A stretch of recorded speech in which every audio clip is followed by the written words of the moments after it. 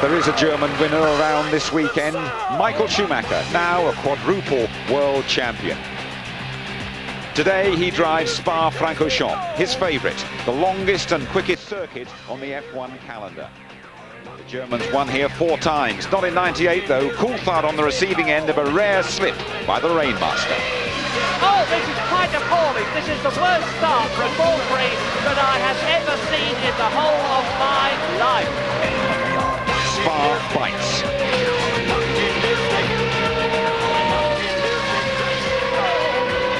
And it's Zonta in the other VAR. Well, this is quite appalling. There's no such thing as a small accident.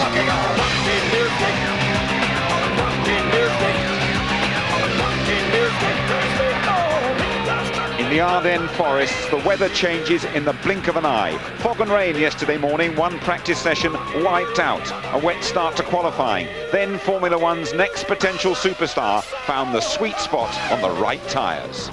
Surely this will easily be pole 3.5 seconds faster.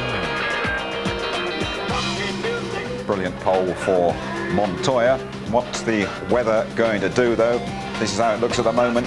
It's getting cloudier and it's getting cooler, down to 15 degrees. Hello there. Welcome to the annual Spa guessing game. Don't ask me what the weather's going to do. I haven't got a clue. The only certainty is it will not stay the same. Welcome to Tony Jardine. Hi, Tony. And Mark Blundell. Now, Mark, you know this place very well indeed. You got your first World Championship point here. What chance of first F1 victory for Juan Pablo Montoya? A big chance. I mean, that was a big day for me back then, but I think Montoya's got a big opportunity here to win his first Grand Prix in his first year, and BMW Williams looks very strong around here. But if it stays dry, if it's wet, the Rainmaster will be there, believe me. You've been chatting to Montoya. What's his mood? He's casual. I mean, you know, the guy's super casual, really, so laid back. Everything is in the in his stride, and today's going to be no exception. Tony, race day at Spa, always a special one. It's a big carnival atmosphere, really. It's a must for the fans. They all come camping here, thousands of them from all over Europe. Great vantage points. 20 Dutch at our hotel last night, left at 5 o'clock this morning. They've got a waterproof dugout down at Pujon. They wouldn't miss it for the world. Okay, thank you, Tony. So then what drives Michael Schumacher? It's not the money. Latest estimates put his annual income at £99 million. That's around about $250,000 a day. So he's comfy. Producing the perfect season, though, for Ferrari, that's an unfulfilled ambition. He's going to have to help Rubens Barrichello on the way. This season may have brought Michael Schumacher and Ferrari a lot of joy, but it's brought its fair share of fear as well. The title is in the bag. While some drivers might cruise through the last 4 races, Schumacher is still on the ragged edge. He had a 180-mile-an-hour testing accident last week, and in Friday practice, this happened. It was not dissimilar to the incident in the rain with David Coulthard 3 years ago. But then the championship was at stake. Now he's on the limit because he knows no other way to drive. It's not that I have to push. You know, I'm a racing driver. That's a natural ability. I sit there and I want to push. And then I just enjoy myself. I keep saying that people may have a problem to believe this, but you know, it's not a 8-hour job. You go in the morning, hate doing what you do, and then you come back and see your family. It's the other way around for me. I hate when I have to go home sometimes because I want to keep driving, and that's the way I am. I don't think he knows any other way. I mean, he's spent his whole career pushing, so I think to change your approach is he just couldn't. He couldn't change his approach. He just knows how to compete. He knows how to drive as fast as he can, and I think it's the best thing for him. Schumacher identified Spa and Suzuka as the two races he wants to win, feeling that BMW Williams will be too powerful at Monza and Indianapolis. So finding himself third behind them on the grid here was not in his game plan. The Michelin situation looked to be in this special condition better. I mean, if we see a time gap of 2.6 seconds, I think that's much bigger than at any other time. One intriguing development this weekend was Schumacher's admission on Thursday that he is prepared to do whatever it takes to help teammate Rubens Barrichello finish second in the Drivers' Championship. There's limits to what we allowed to do and what we can do, so we will operate to this. It means also including letting him win if you have the possibility. Sure. With the championship decided, no one has anything to lose in the last 4 Grand Prix, so the racing will be fast and intense. Clearly, Schumacher plans to be right in the middle of it, as he has been throughout the year. In the middle of it and helping Barrichello then, Michael Schumacher is quickest in morning warm-up. He could complete his century today. After first there is nothing, well that's according to McLaren boss Ron Dennis. Barrichello and Ralf Schumacher are both in front of Coulthard on the grid. They could overtake him in the standings today. Hakkinen starting back in 7th. He has been on pole here for the last 3 years. Montoya is there this time. Meantime, in the Constructors, Ferrari champions again, but Williams, both cars on the front row, they could get even closer to McLaren, and every point like gold dust as Sauber, British American Racing and Jordan scrabble for that 4th place. Right, let's review the qualifying hour. Nothing really happening for the first 20 minutes, and then, Tony, all about being on the right tyres at the right time. But also about Michael Schumacher and Spa, because the 10th time he's been here, he's never had pole position, which is unbelievable. He was trying very hard to do that. And for about the longest time, about 15, 20 minutes, he was out on intermediates and he was doing, 57s, then 56s, and he was the fastest guy out there. But they all knew that this track was drying. They all knew that they had to be out there in the dying seconds of this practice session and then going on to the dry weather tyres, which Schumacher did brilliantly, but he didn't have quite enough temperature in those tyres, and he ended up in 3rd place on the grid behind the BMW Williamses. McLaren got it wrong, but the Williams, Montoya in particular, absolutely spot on. Montoya was fantastic. Williams' timing of the event was the greatest though for me, but they only had 2 options. The fact that they had the wet tyre or the dry tyre, the intermediate with the Michelin's not working. But Montoya sticks a lap together out the pits, which is good enough to put him up there. But the big thing for Montoya was his second lap. Second lap, heating the tyres. He knows where the track's good, bad or indifferent, pushes a little bit more. He was 15 kilometres quicker than Ralf Schumacher at the top of Eau Rouge. That's impressive. The guy's been hanging it out, and rightly so, he sits on pole position.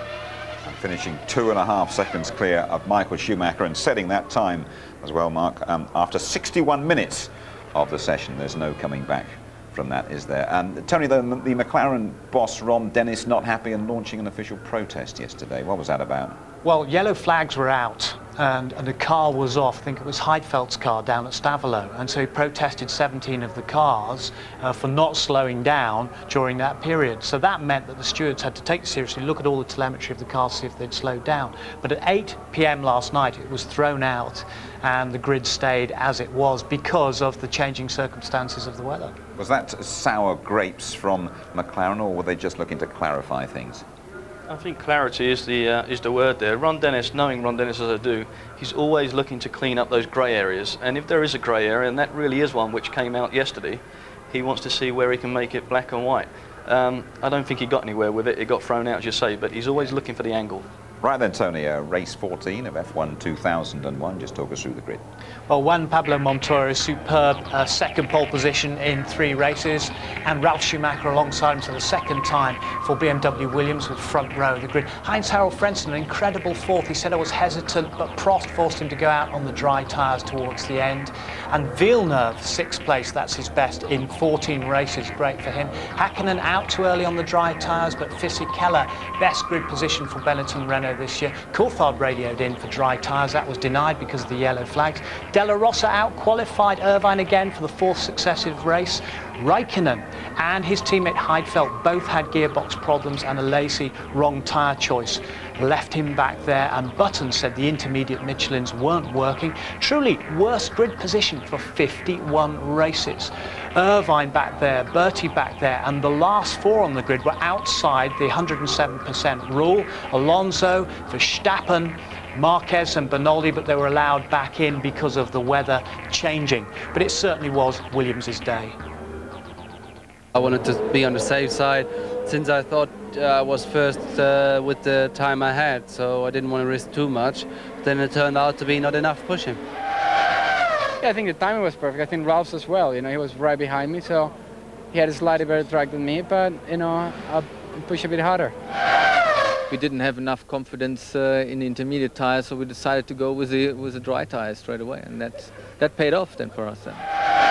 You can almost see it coming, that we needed to be just out at the end on grooves, or as it turned out on the slicks.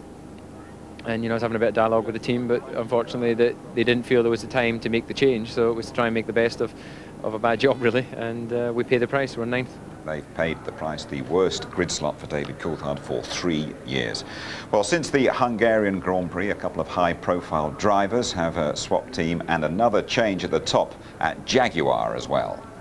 He was a bold appointment as principal of Jaguar Racing, but now the experiment is over. Bobby Rahal has gone back to America after being deposed by Niki Lauda, who now assumes full control of the team. The flashpoint was an offer Rahal is alleged to have made to sell Eddie Irvine to Jordan.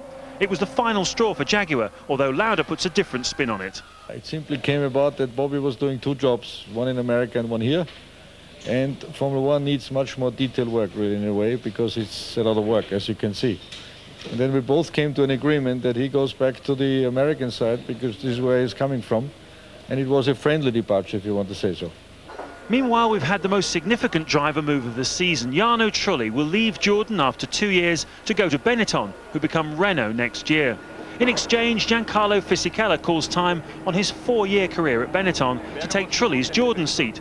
Judging by the look on both drivers' faces, Jarno feels he's the winner in the deal. Giancarlo's expression reveals his true feelings. I'm very happy about that. I think for the future is the best choice because I got 3 years contract. I'm a little bit disappointed to leave the Benetton team because after 4 years I was very happy to continue with them, but that's the life. Well, I had 2 great seasons at Jordan. It was a very positive experience for me, but I think I always look for something better.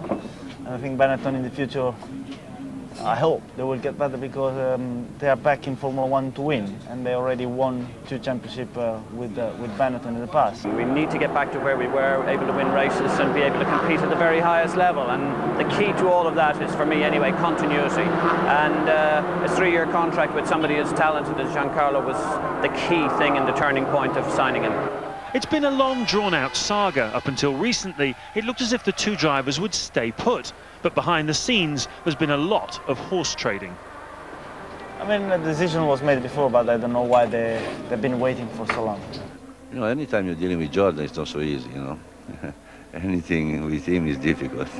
Well, initially, the agreement we understood was that a 1-year deal was never really acceptable to Jordan, and for a variety of reasons, because that contract is, Jarno's contract is jointly owned by Benetton, Renault, and of course Flavio being his manager. And when it became a 1-year deal, it became far less attractive because not alone that, but we have a partner in Honda and we have a lot of new things happening for next year. And of course that information would be privy to Jarno when he would eventually have to go back to join Renault. The moves have unlocked the key to the driver market, and the other pieces will soon fall into place. Jordan would like to run Fernando Alonso alongside Fisichella next year, but they also hold an option on Jean Alesi. Minardi, meanwhile, plan to run Alex Young next year and will give the lucky Malaysian his Formula One debut at Monza in a couple of weeks' time. Arrows may have a seat free, as Enrique Bernoldi is currently out of favour, while Prost would love to keep Luciano Berti and Heinz-Harald Frentzen next year, provided the finance allows. But one team still to confirm their drivers for next year is McLaren, although Mika Häkkinen's manager Keke Rosberg recently let the cat out of the bag by saying he's already signed Mika up to partner Coulthard for next season's campaign. Now, Marco, Giancarlo Fisichella saying, "I'm very happy." He looked miserable there with his switch. There wasn't a lot of fizz left in him, was there? But, you know, I think he should be right to be unhappy. The fact that next year with Benetton was going to trigger off a $10 million deal for him, that's been taken away. But more importantly for him, the likes of Renault coming back in to take that team over, they will be strong. They're such a powerhouse. They have been winners in Formula One. He knows that's the team to be. It's going to go forward. Truly's got the upper hand now with this switch. Tony, they call it the Piranha Club, don't they? And Briatore and Eddie Jordan both taking little bites out of each other there. Well, Mark and I were talking about it earlier. I mean, Flavio Briatore almost corners the drive market controls part of it, because Trulli, Fisichella, Alonso, Webber, who's coming along, he controls that area. But what Eddie was saying there is Honda basically do not want to keep Trulli on for just that 1 year.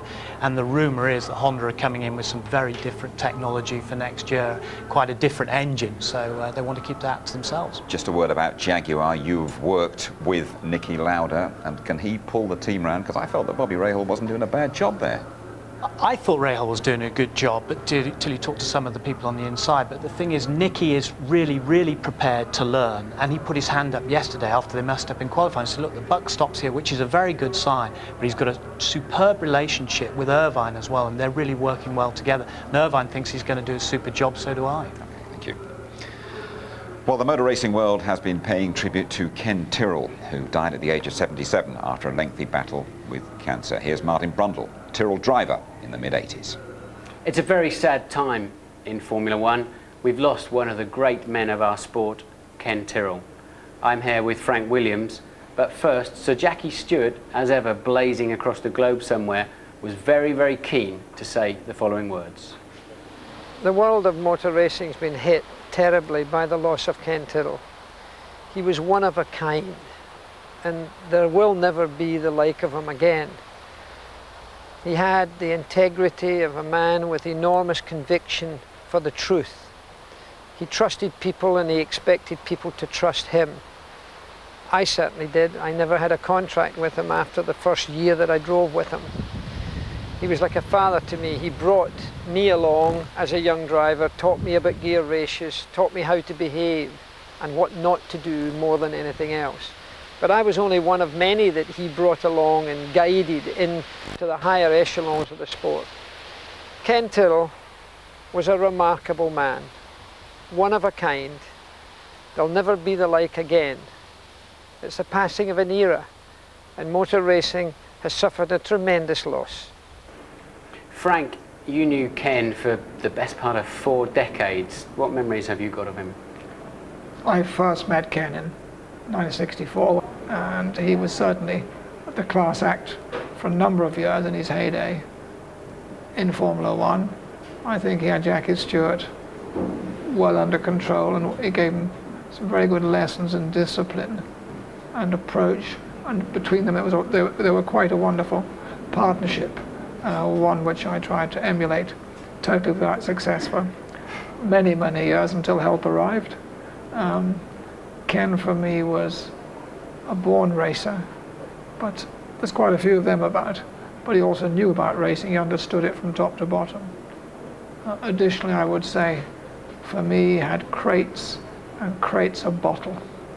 He had just an endless courage, and the best memory I have of Ken is standing up to Bernie in our very argumentative Formula One team meetings, time after time. The only one of us who ever really stood up to Bernie. He was totally fearless when confronting the man, got the better of him quite often, and we all loved to see that happen because we couldn't do it. The love of his family was first and foremost in his life. He was a very strong family man, but he was so into Formula One. As you said, he was an enthusiast, wasn't he? I mean, I spoke to him just a couple of weeks ago, and he was still absolutely on the pace. Every question he asked me was really, he understood Formula One so well. Yes, I spoke to him perhaps not as often as you, but once a month I'd call him, and the experience for me was the same as the one you've just mentioned. He knew what questions to ask. He was truly interested right up until his end. I think what it's all about really is we're missing Ken Tyrrell, but I think we're celebrating the life of Ken Tyrrell in Formula One. And look out for a programme about Ken Tyrrell on the weekend of the Japanese Grand Prix. That's in the middle of next month. All of us have been shocked and saddened by the death of Brian Moore. Now, Minardi have new sponsorship in Monza. As James said, they'll have a new driver, the Malaysian Alex Young.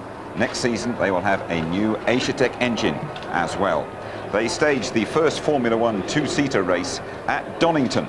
They called the event Thunder in the Park. Nigel Mansell caused his own personal rumble. Our Louise Goodman found herself in the eye of the storm.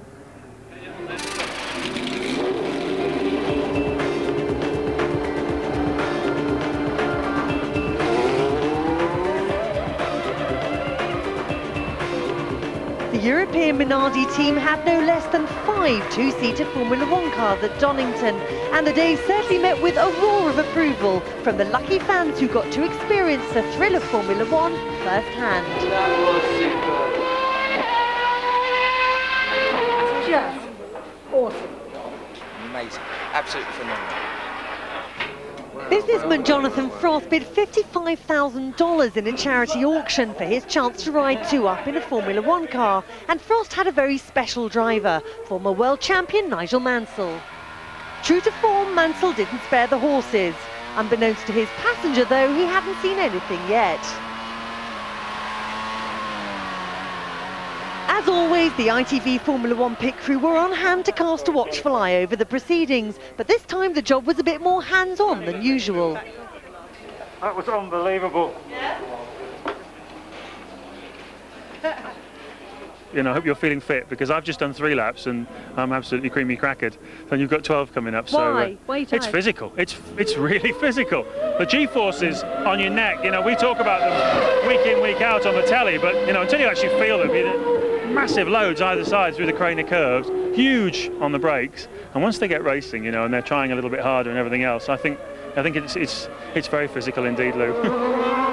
It's a rolling start and history is being made over the line. 5 two-seaters. The first Formula One two-seater race into Redgate, the first corner. Then on to the Craner curves. Tasso Marquez leads from Brazil. Now we're riding with Nigel Mansell. 2 cars ahead of him as he comes out of Coppice down the long straight. That's Jonathan Frost. He paid £30,000 to be there and he's enjoying it. But now Paul Stoddart leads in the only red car. Watch it. Nigel Mansell going through on the inside. And he takes the lead as Tasso Marquez pulls out of the race, and he's on fire. His passenger is literally having a hot seat. Last corner coming up. Alonso leads, Mansell challenging. Stoddart is in 3rd place, and it's surely going to be Alonso winning the race. Oh, look at that! Look at that! And Mansell looked perfectly all right. They were very, very lucky indeed. They being Fernando Alonso and me in the back of his car. Front of us just slowed right up coming out the corner. Thankfully nobody was hurt in the accident, but in my experience the podium was a much more dangerous place. It was a day to remember in many ways. I've got this little souvenir of my Formula One experience. You've already put 1 mark on it. I'm just wondering if you want my mark? That's your time. Put your official one on it as well for me. That hurt me, that picture on the podium. Bit of a surprise. He normally finds the right end of the champagne bottle, isn't he, Louise? But you were there, Tony. Quite an eventful day by the sound of it. I mean, she had a lump the size of an egg on the back of her head from that one. It was a real big hit, but we were very, very lucky because I sat in the driver's briefing with Nigel and Paul Stoddart, all the drivers, and you had to put on a show for the public. That's what it was about, but a controlled show. And what Fernando did, basically, with Louise in the back, he came round and realised, saw the checkered flag there, and eased off, backed off too early.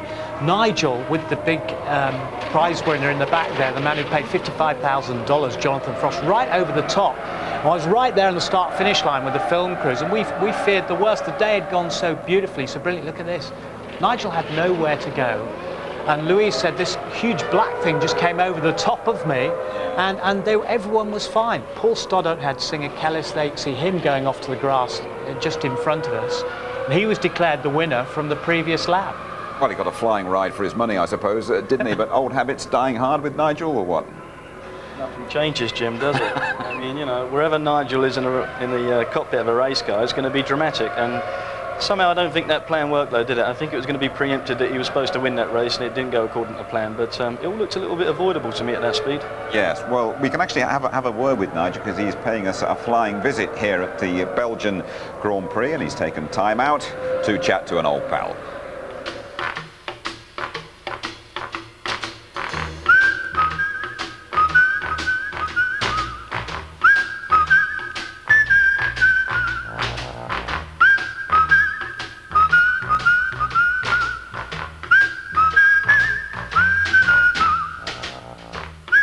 Is it good to be back? Yeah, it's great to be back. It's fabulous, and everyone in the pit lane. It's just, I think the astounding thing for me is, because I race for a lot of teams over a number of years, is a lot of the engineers are spread out throughout the whole pit lane. Yeah. So I go to a team not expecting to know too many yes. people, and all of a sudden Ferrari, there's old Williams, engineers. Exactly. McLaren, Yeah, it's everywhere wonderful. you go. Wonderful. Yeah. What other changes do you notice? The traction control, I think, is too harsh coming out of the hairpin. I think if some drivers made it a little bit softer, they'd get out the corner even quicker. But I mean, some cars are incredibly stable coming out of that corner. And I can remember, obviously nowadays, when we're having to squirt it, back ends jumping all over the place. Do you approve of it, traction control? Not totally. But you know, it's the evolution of Formula One, and it'll be here for a little while, and then they might put it back again. But it does make a big difference. Now, you won here in '86 and you had umpteen second places. Opinions of it as a track? Oh, it's a fantastic circuit. It's one of the most beautiful circuits on the calendar, especially if the weather's nice and the sun's out. It's up the top section. They've got some beautiful fast gear corners, which are very high speed, a lot of G, and you just got to technically get it right. Well, now, Michael Schumacher, Nigel, has almost done. Before you say anything else, he's brilliant. He's done such a brilliant job, not just as a driver, but as a human being. You know, I think Michael's a super guy, incredibly quick, and I think, you know, we've got even more to see in the coming years, and he is a superstar. What about David Coulthard? Did you think he ever had a chance of winning a championship this year? David had a fantastic chance at the beginning of the year. He was on a roll, he was close. Now David's been let down, unfortunately, regrettably, by some reliability problems and also getting off the line. And whatever problem that is, it's unfortunate, because then the championship went away very quickly. Ralph Schumacher and Montoya. Very quick, both of them very quick. Ralph is now matured totally. The years he's had in Formula One, he's with a great team. Patrick Head and Frank, we know what a superb team they are, and the Williams team. I mean, they'll be winners next year. What about the old boy? Do you miss it? I do. When I've come back here today, it's just wonderful to see, you know, so many old friends, and you know, it's 20 years of my life, Murray. And it's even longer that when you put the formative years together. 50 of mine, mate. Yeah, I know. Well, it's actually 31 years of mine, but I didn't want to admit it, Murray. How did you roll the Minardi at the track? What happened? We had a totally choreographed race. Yeah. And unfortunately, Alonso missed the last lap. No, I didn't actually. I think the driver in front shouldn't have been where he was, but that wasn't a problem. But when he came out the last corner and saw the checkered flag, he realised, I shouldn't have been here, and he backed right off and maybe brakes a little bit. You were supposed to win, were you? And you were going to win, Paul mate. You were going to win anyway. No, it's all choreographed, mate. I said during the race, I said if Nigel Mansell's playing Shove Halfpenny with his children, he's got to win. Not at all, Murray. Nigel, it's nice to see you. Thank you. Good to see you, Murray. Honestly, Michael, it wasn't my fault. It was down to that Fernando Alonso, believe you me. Nigel Mansell here chatting to Michael Schumacher, and Nigel Mansell would be absolutely delighted about a British winner here this weekend. His name is Justin Wilson. He's a 23-year-old Yorkshireman from Sheffield, the first ever British Formula 3000 champion. He's got a problem with his height. He's 6'3" tall. He is known affectionately as the Flying Giraffe. He finished second in Spa for the 5th time. This season he has won 3 times. Congratulations, and congratulations too from girlfriend Esther. Feels great so far, but I'm sure it'll be a while before it really sinks in. But we're working on it at the minute, trying to get an F1 test, and from there we know where to look. So we're just speaking to a few teams, seeing what the possibilities are, and just see what comes up. I knew it's going to be a long, hard task, and you know, to do it on merit rather than bringing the money is always going to be much harder. So I just hope that I can do enough to do that, be excellent, and it's what I've worked for all my life, and hopefully that's what I'll be doing. Well done, Justin Wilson. I understand that Eddie Jordan will give him a test later this month. When you rejoin us, we'll be driving Spa, all 22 corners, almost 4.5 miles round, top speed 200 miles an hour, plus Martin's grid walk. 20 minutes to the start of the Grand Prix. Still dry. You are back with us at Spa-Francorchamps. The majority of the drivers enjoy racing here. They respect the traditions, the test of their skills. We've had big accidents, though, in recent years. Remember Fisichella destroying his Benetton in warm-up last year. Here's Martin Brundle with the Italian's best qualifying lap. Let's have a look at the difficult track conditions that have given us such a topsy-turvy grid for today's Grand Prix. On board with Fisichella, the lights are blaring green. We're in play down to La Source. The first corner, a right-hand hairpin. First gear, just 40 miles an hour. Very, very damp on the exit and heading downhill to Eau Rouge. It's damp all around. What will Fisichella make of this? About 175 miles an hour in these conditions. A little confidence lift at the foot of the hill and over Radion, now just following that very narrow dry strip as accurately as he can as he makes the long haul up to Les Combes. Seems forever, doesn't it? 185 miles an hour, braking gingerly into Les Combes. Switch to the left, stay as left as you can. Malmedy corner, very slippery on the exit. Fisichella playing the throttle nice and smoothly. Downhill now. No braking problems, just 60 miles an hour through this long apex. Over to the right immediately, the left sweeper, about 95 miles an hour. You build speed quite easily as you head down to Pouhon. About 130 miles an hour on the way in. Long time before he hit the throttle, but then he hit it very hard, building speed quickly towards the Fagnes chicane. Down to just 85 miles an hour. Even downshifting can be a problem in these conditions. Stay left. Be careful of that curb on the right. This time around, the white painted lines will be treacherous. You're heading towards Stavelot to join the old part of the racetrack. Again, quite gingerly applying the throttle and a long sweeping right and left-hander before Blanchimont, building up to over 190 miles an hour. The end of the lap is soon upon us. Not a hint of a lift through there. Amazing driving from Fisichella, total confidence, and now the bus stop. The cones on the left prevent you from taking too much of the curb. Sweeping through the exit is bumpy. It'll be very, very slippery this afternoon. Red lights are on, the session is over. Fisichella in the top 10. 20 years ago, Grand Prix weather forecasting was about as sophisticated as this. But times have changed. These days the teams are prepared to spend up to £20,000 a weekend on sophisticated weather forecasting facilities. After all, knowing when and where it might rain could win them the race. As we've already seen this weekend, Spa has notoriously unpredictable weather patterns, but specialist company RaceMet are able to make precise predictions from a mobile meteorological unit near the track. The primary weather search radar is what we're looking at the moment. That's got all the video data for each circuit that we work at, and we can track the weather in from about 2 hours away if it's significant rain, and here at Spa it starts locally anyway, so we can give the team a few surprises as well and tell them there's a shower only about 2 minutes away. It pops up that quickly, but we can see it all happening as it happens and give a team the up-to-date picture of the weather as it's hitting them. Leading on from that and giving us the background information, we've got 3 satellite receivers running through the right-hand screen, and then the left one, when the radios are working from Hamburg, we can tune into all the significant weather data that is being transmitted from there. From that we can see where the weather's coming from and how intense it's going to be. How precise can you be at Spa? Because it's notoriously difficult to predict what's happening here. To the minute. In any given part of the circuit, to the exact minute. We can tell you what time the rain will start, how heavy the rain will be, and what time the rain will stop at any given location.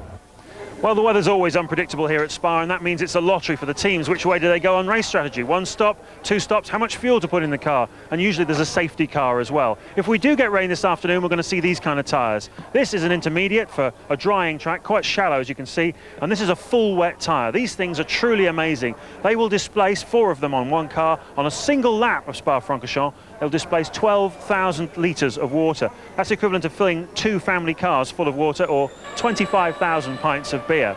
Just look at them shifting that water. No wonder visibility's bad when you follow another car. Now, for most of this season, Michelin wets have been behind Bridgestone, but recently they've made a big step forward. But their intermediate tyre is still 2 seconds a lap behind the Bridgestone. So Williams would like it to either stay dry today or chuck it down. Anything in between, they could be in trouble. Well, the forecast has told us he can be precise to the minute. You want to know the exact forecast, so do we. No joy, I'm afraid. The teams pay big money for that sort of information. But I have just been told it is starting to drizzle on certain parts of the track. Tony, remember last year? Mika Häkkinen, one of the greatest overtaking manoeuvres, well, certainly of last season. One or two other people said of all time. It does rate up there with all time. Some of the great manoeuvres, I would say, of Mansell on Senna in '91 in Spain, for example. This is incredible at 200 miles per hour. Not just the bravery required, the precision required. And there was Zonta caught in the middle. Luckily, he held ground, and he was like a sort of rabbit startled in the headlights. These two cars went either side of him. Where the hell did they come from? And that got him the win. He'd been hunting down Michael Schumacher. Häkkinen had spun earlier in the race, but look at this. The precision and brake is absolutely awesome. And just slipped in front of Schumacher under braking for a look. It was brilliant. You'd have settled for one like that, wouldn't you? Oh, certainly. Very impressive indeed. But Zonta, to me, was like a London cabbie getting split by two courier riders on bikes. Yes, I think he went a bit ashen when that happened to him. I don't think he saw either of them coming. Little bit of a problem this morning for the young Minardi driver, Fernando Alonso as well. The cameras didn't capture the accident, but that is the aftermath. A 190-mile-an-hour smash for Fernando. Fernando, that was a nasty accident. Tell us how it happened.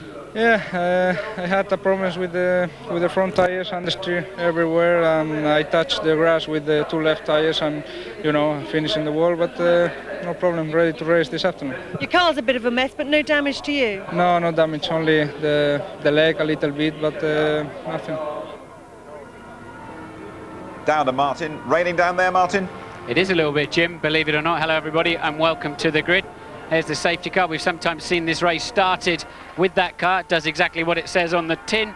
It is there to neutralise the race. We're not expecting to see that for the start of today's Grand Prix, but you can smell it in the air. You can smell the moisture, and for sure it's spitting with rain. The team bosses and managers that I've spoken to are all saying that they're not expecting rain, but of course there's almost a little microclimate here, all of its own. Well, if you've looked at the grid, you will have noticed that there are 3 German drivers and nil English drivers, but we still win on aggregate in that case then, don't we? But the pole sitter, Montoya, doesn't want to talk to I gave him a thank you very much, Karl-Heinz, that's much appreciated. He wants to keep concentrated, he's desperate to win his first Grand Prix. So let's see if we can find fellow front row sitter Ralf Schumacher. Is he around? Can't see him anywhere at the moment, so he's obviously off the grid. Can anybody see Ralph? I wanted to have a quick word with him, but maybe I'll come back and find him in a jiffy. So there's a very topsy-turvy grid, and in 4th place, incredibly, we have Heinz Harald Frentzen. Let's see if I can find this particular German driver. Poke around in here. Is he up to talking today? Yeah? Heinz Harald, quick word for ITV? Yeah. Good stuff. Congratulations, 4th place on the grid. Did you expect that before you came here? No, actually not. It was very special circumstances yesterday in qualifying, and I have to say we are very happy with this result, but we're going to see now in a race how competitive we can be on constant conditions. It will be tough for us, that's for sure. But you were quick in the warm-up. Yes, we managed to improve the balance of the car since Hungary, and we have made some steps forward. So it will be better anyway since Hungary, that's for sure. I don't know whether you noticed, but both Jordans are behind you on the grid. Well, I didn't look that far behind, actually. Nice one. So what weather are you expecting today? Well, for me it's okay. It can happen everything. If it rains or not, it's good for us. If we have some action in a race, yep. Good luck. Thanks for talking to us. Let's have a little wander around and see who else is around. If Rubino is in his car yet or hanging around, I wouldn't mind seeing Rubens. He's, well, I won't see Rubens here. This is Michael's car. Rubens is behind. Michael has done his normal TV interview. He only does one, and that's for his contract with the German TV. Rubens has had a very quiet weekend, really. We haven't seen too much of him this weekend. How long have I got left? I've got a minute left. I don't know if we can have just a quick word before he gets his earplugs in. Just a quickie before your earplugs go in, Rubino. I was saying a rude word here. I hope you haven't got that. No, we didn't pick it up. Okay. I promise you. I didn't hear it anyway. Everything okay? You've had a quiet but successful weekend? Well, you know, I think it's very successful on the point of, you know, I was the first one to have the wets on qualify. But I'm back in 5th, didn't have a very good warm-up, but I didn't have a good one either in Hockenheim, so I'm hopeful. Yeah, and what weather are you expecting here at Ferrari? It's very difficult, but as you know, it's going to rain at some time during the race. It's going to rain. All right, somebody trying to stick something in your ear. I'll let you get on with it. Back to you in the studio, Jim. Thanks very much indeed, Martin. Don't worry, you'll sort out those Ferraris for the race. Let's get a couple of final thoughts. So we Mark Blundell first of all. I think good opportunity for Montoya. The problem's going to be whether it's going to rain, and as anybody knows, it could happen any minute. And if that does happen, Ferrari Michael Schumacher will come to the front and go into the distance. Tony Jardine? Well, I'm just going to really enjoy it. You know, savouring the Belgian Grand Prix, especially with the mixed weather conditions. Anything could happen, but I'm really going to enjoy it. Thank you very much indeed, Tony. So there we are then, the cool Colombian Juan Pablo Montoya on pole, and Montoya out to emulate Michael Schumacher and win his first Grand Prix at Spa-Francorchamps. German sport needing a spot of tender, loving care today. The world champion a win away from that 50-second victory, and that would make him the most successful driver of all time. 51 apiece, Michael Schumacher and Alain Prost. We've heard from Heinz Harald Frentzen, very relaxed indeed. Jacques Villeneuve, two jokers really in the top 6. Ferrari's Barrichello. Will Michael Schumacher, as he said, help teammate Rubens Barrichello during the race? And way back, we haven't even seen them, the McLarens, David Coulthard and Mika Hakkinen, who has gone well round here. They have to rescue their weekend.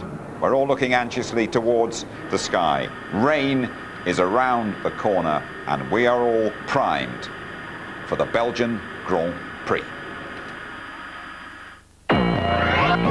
Vorne, da steht Montoya. Ja, vom Start wird viel abhängen. Wer vorne liegt, der wird natürlich das Tempo diktieren können. Somit ist die Lasurs trotz allem, wird das Rennen zwar da nicht gewonnen, aber eine Vorentscheidung ist es allemal. David Coulthard hat hier auch schon gewonnen. Damals gab es einen Doppelsieg vor Mika Häkkinen. Allerdings war der Finne derjenige, der noch um die WM fuhr.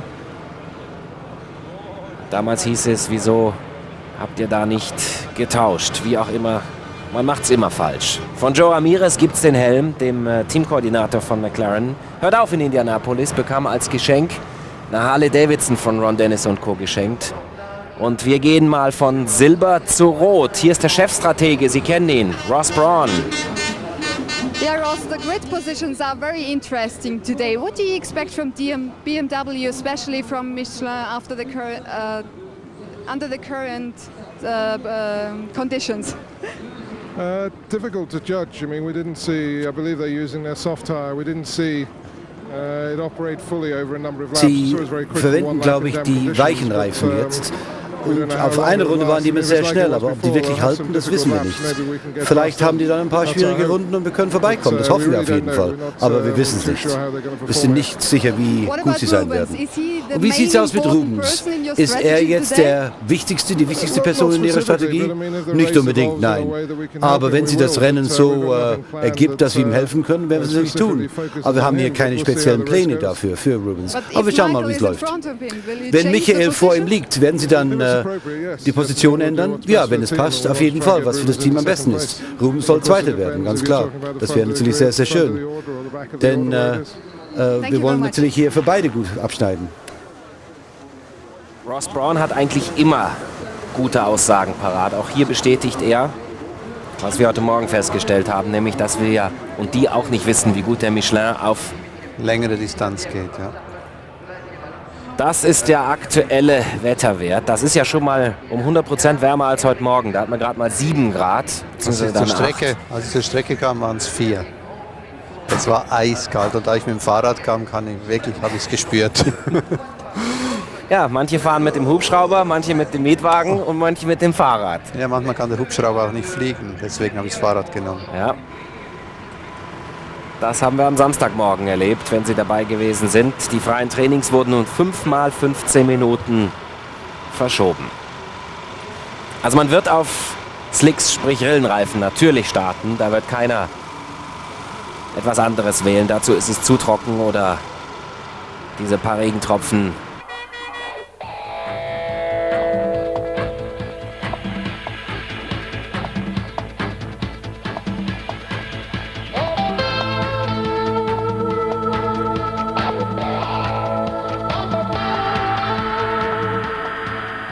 It's the Belgian Grand Prix, round 14 of the championship. You are back with the ITV F1 team at Spa-Francorchamps, along with Monaco, accepted as the driving test of the year, starting with a 160-mile-an-hour dash to the first corner. Let's join Martin Brundle and say a very good afternoon to Murray Walker. What a fantastic place this is. I love it. And look, there is that 160-mile-an-hour dash down to the first corner. Last source, hairpin bend, second gear, 35 miles an hour, and let us hope and pray that there is not a gigantic pile-up after that first corner, as there was in 1998 when David Coulthard slid sideways on the track on the descent to Eau Rouge, and 13 of the 22 cars piled up. Because if there isn't, it's going to be absolutely fabulous, because as a result of yesterday's weather, where it started wet for qualifying and then dried out, we've got all sorts of people in places on the grid we don't expect to see them. He's not one of them. Michael Schumacher's third on the grid, behind the superb Juan Pablo Montoya and his brother Michael in the Williams. But you've seen Martin talking to Heinz-Harald Frentzen, fourth on the grid in the Prost. Amazing, but he's gone very well today in the warm-up, sixth fastest. Mika Häkkinen, 7th on the grid. David Coulthard, 9th on the grid. Down there in 12th position is Kimi Räikkönen, who was 3rd fastest this morning, knows this Spa circuit very well. Nick Heidfeld, his teammate in the other Sauber, who's been doing so well this season, is down in 14th place. And Jarno Trulli, who started 2nd on the grid next to Mika Häkkinen last year, is down in 16th position. So there's going to be some fantastic, we hope, carving through the field by midfield and tail enders. This is a track where you can overtake, Murray, if you've got some speed through Eau Rouge and getting the slipstream on the long climb up to the Le Coumbe chicane. You can pass cars here, and also if you're brave into the bus stop, there's a few tears shed there usually at some point through the Grand Prix here. What they have to be careful of is that first corner. Everybody concertinas up the inside. You can go down the outside. Occasionally then you get caught up in the incidents. And often we have a spinner on the exit as they're over anxious to get on the power, to get down to Eau Rouge for the first time. I'm assuming with traction control, we're likely to see less of that this afternoon than we would normally see here. But occasionally you can also lose the car on the way in there. The momentum starts and you don't collect it up. So it's going to be a strange afternoon, strange qualifying session. Remember, they only had 45 minutes of running yesterday morning before qualifying. That's why it's so topsy-turvy, and we have to assume, as you say, some drivers will be coming through the field. This man, Michael Schumacher, started 16th and won the race, passing 15 others, including myself, with a certain amount of ease. He was stunning that day, absolutely stunning, and I have to say, in this morning's warm-up, he looked more committed, more comfortable than any other driver did Michael Schumacher. Ralph Dent, 2nd on the grid. He will not want to be outperformed again by Montoya this afternoon. No, indeed he won't. And let's just make this point straight away. That BMW engine behind Montoya sitting in the grid, concentrating there on his start, as Gilles Villeneuve did, that Jacques' father one year, I remember at Monza. The race was stopped and restarted, and he sat in the car for 15 minutes just looking stoically ahead. Do not break the concentration. Well, it's being broken now. Off come the tyre warmers. Those tyres are too hot to put your hand on now. and they will get hotter still when they get up to race temperature. Not very much hotter, but as much grip as possible. Great unknown this weekend for tyres. Obviously Montoya starting on used ones. They're very used by the looks of it. I think we could be back into the Michelin scenario where they're good in the beginning, fade, and then come back again once they've cleared the rolled up rubber off the top surface. But they've had so little running, so much of it has been with a drying track or in the rain, that the teams have a lot less data than they would normally like to have going into a Grand Prix. And you can hear the engine revs rising. They rev massively high these days, and away they go for the installation lap. Once again, the BMW Williams team sitting out most of the warm-up, saving their engines. They clearly rev them a lot less in the race than they do in qualifying, so they have less power, and that's why I think they'll not romp away from Michael Schumacher and the others this afternoon. Now, this climb up to Eau Rouge, and they're climbing up from it now, looks quite flat on the television screen, but believe you me, when you come to walk up it, it's very steep indeed. Now they're going up to Les Combes, which is the right and left-hander at the top of the circuit. They approach that at 205 miles an hour in race conditions. Turn right, turn left, and then start dropping downhill to Rivage, the double right-hander. Yes, I can see out of the window, I think one of the Minardis, probably Tarso Marquez, did not get off the line. Alonso, we're hearing it is. I can't, yes, Alonso not getting away initially, but of course those four drivers that failed to qualify yesterday outside the 107% rule have all been allowed to start the Grand Prix, but Alonso with problems already, and we also think that the mechanics were still on the track with 15 seconds to go, and we know from earlier in the year that will mean a penalty. Yeah, and it was David Coulthard that suffered that penalty in the past, and the cars that failed to qualify within the 107% rule were the two Arrows and the two Minardis. But because of the exceptional circumstances due to the weather, they were rightly allowed into the race. So this is coming up to turn 14, the right-hander, where the new part of this brilliant Spa circuit joins the old one, which was just about twice as long and was discontinued because of the problems of weather sometimes being fine at one end of the track and pouring with rain at the other, as we ride with Heinz-Harald Frentzen in the Prost.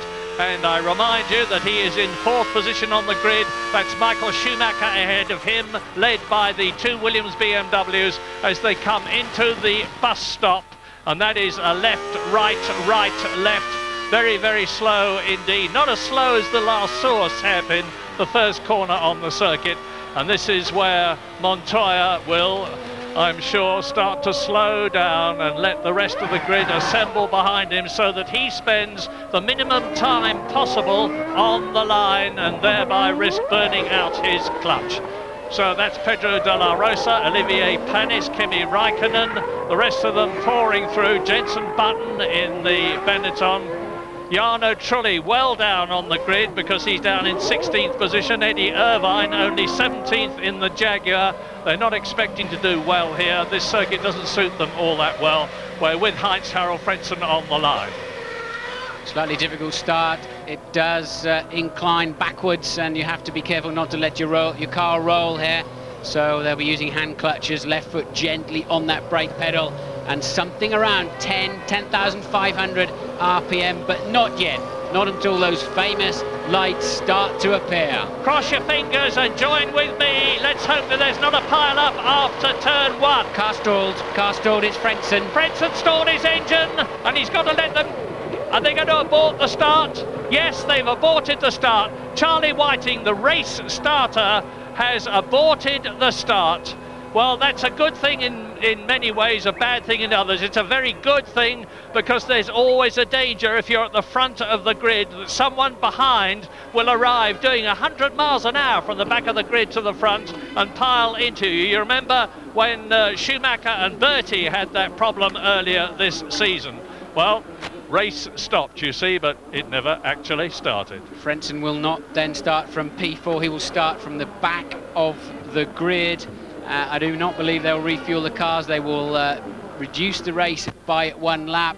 If a driver clearly demonstrates he stalled the engine before they hit the start procedure, the final part of it, then they will always abandon the start, especially if the car is near the front. An electronics glitch question mark or a Frentzen glitch? Who knows, but you've got to assume that he pulled for first gear and either didn't have enough revs on or the clutch was still dragging a little bit.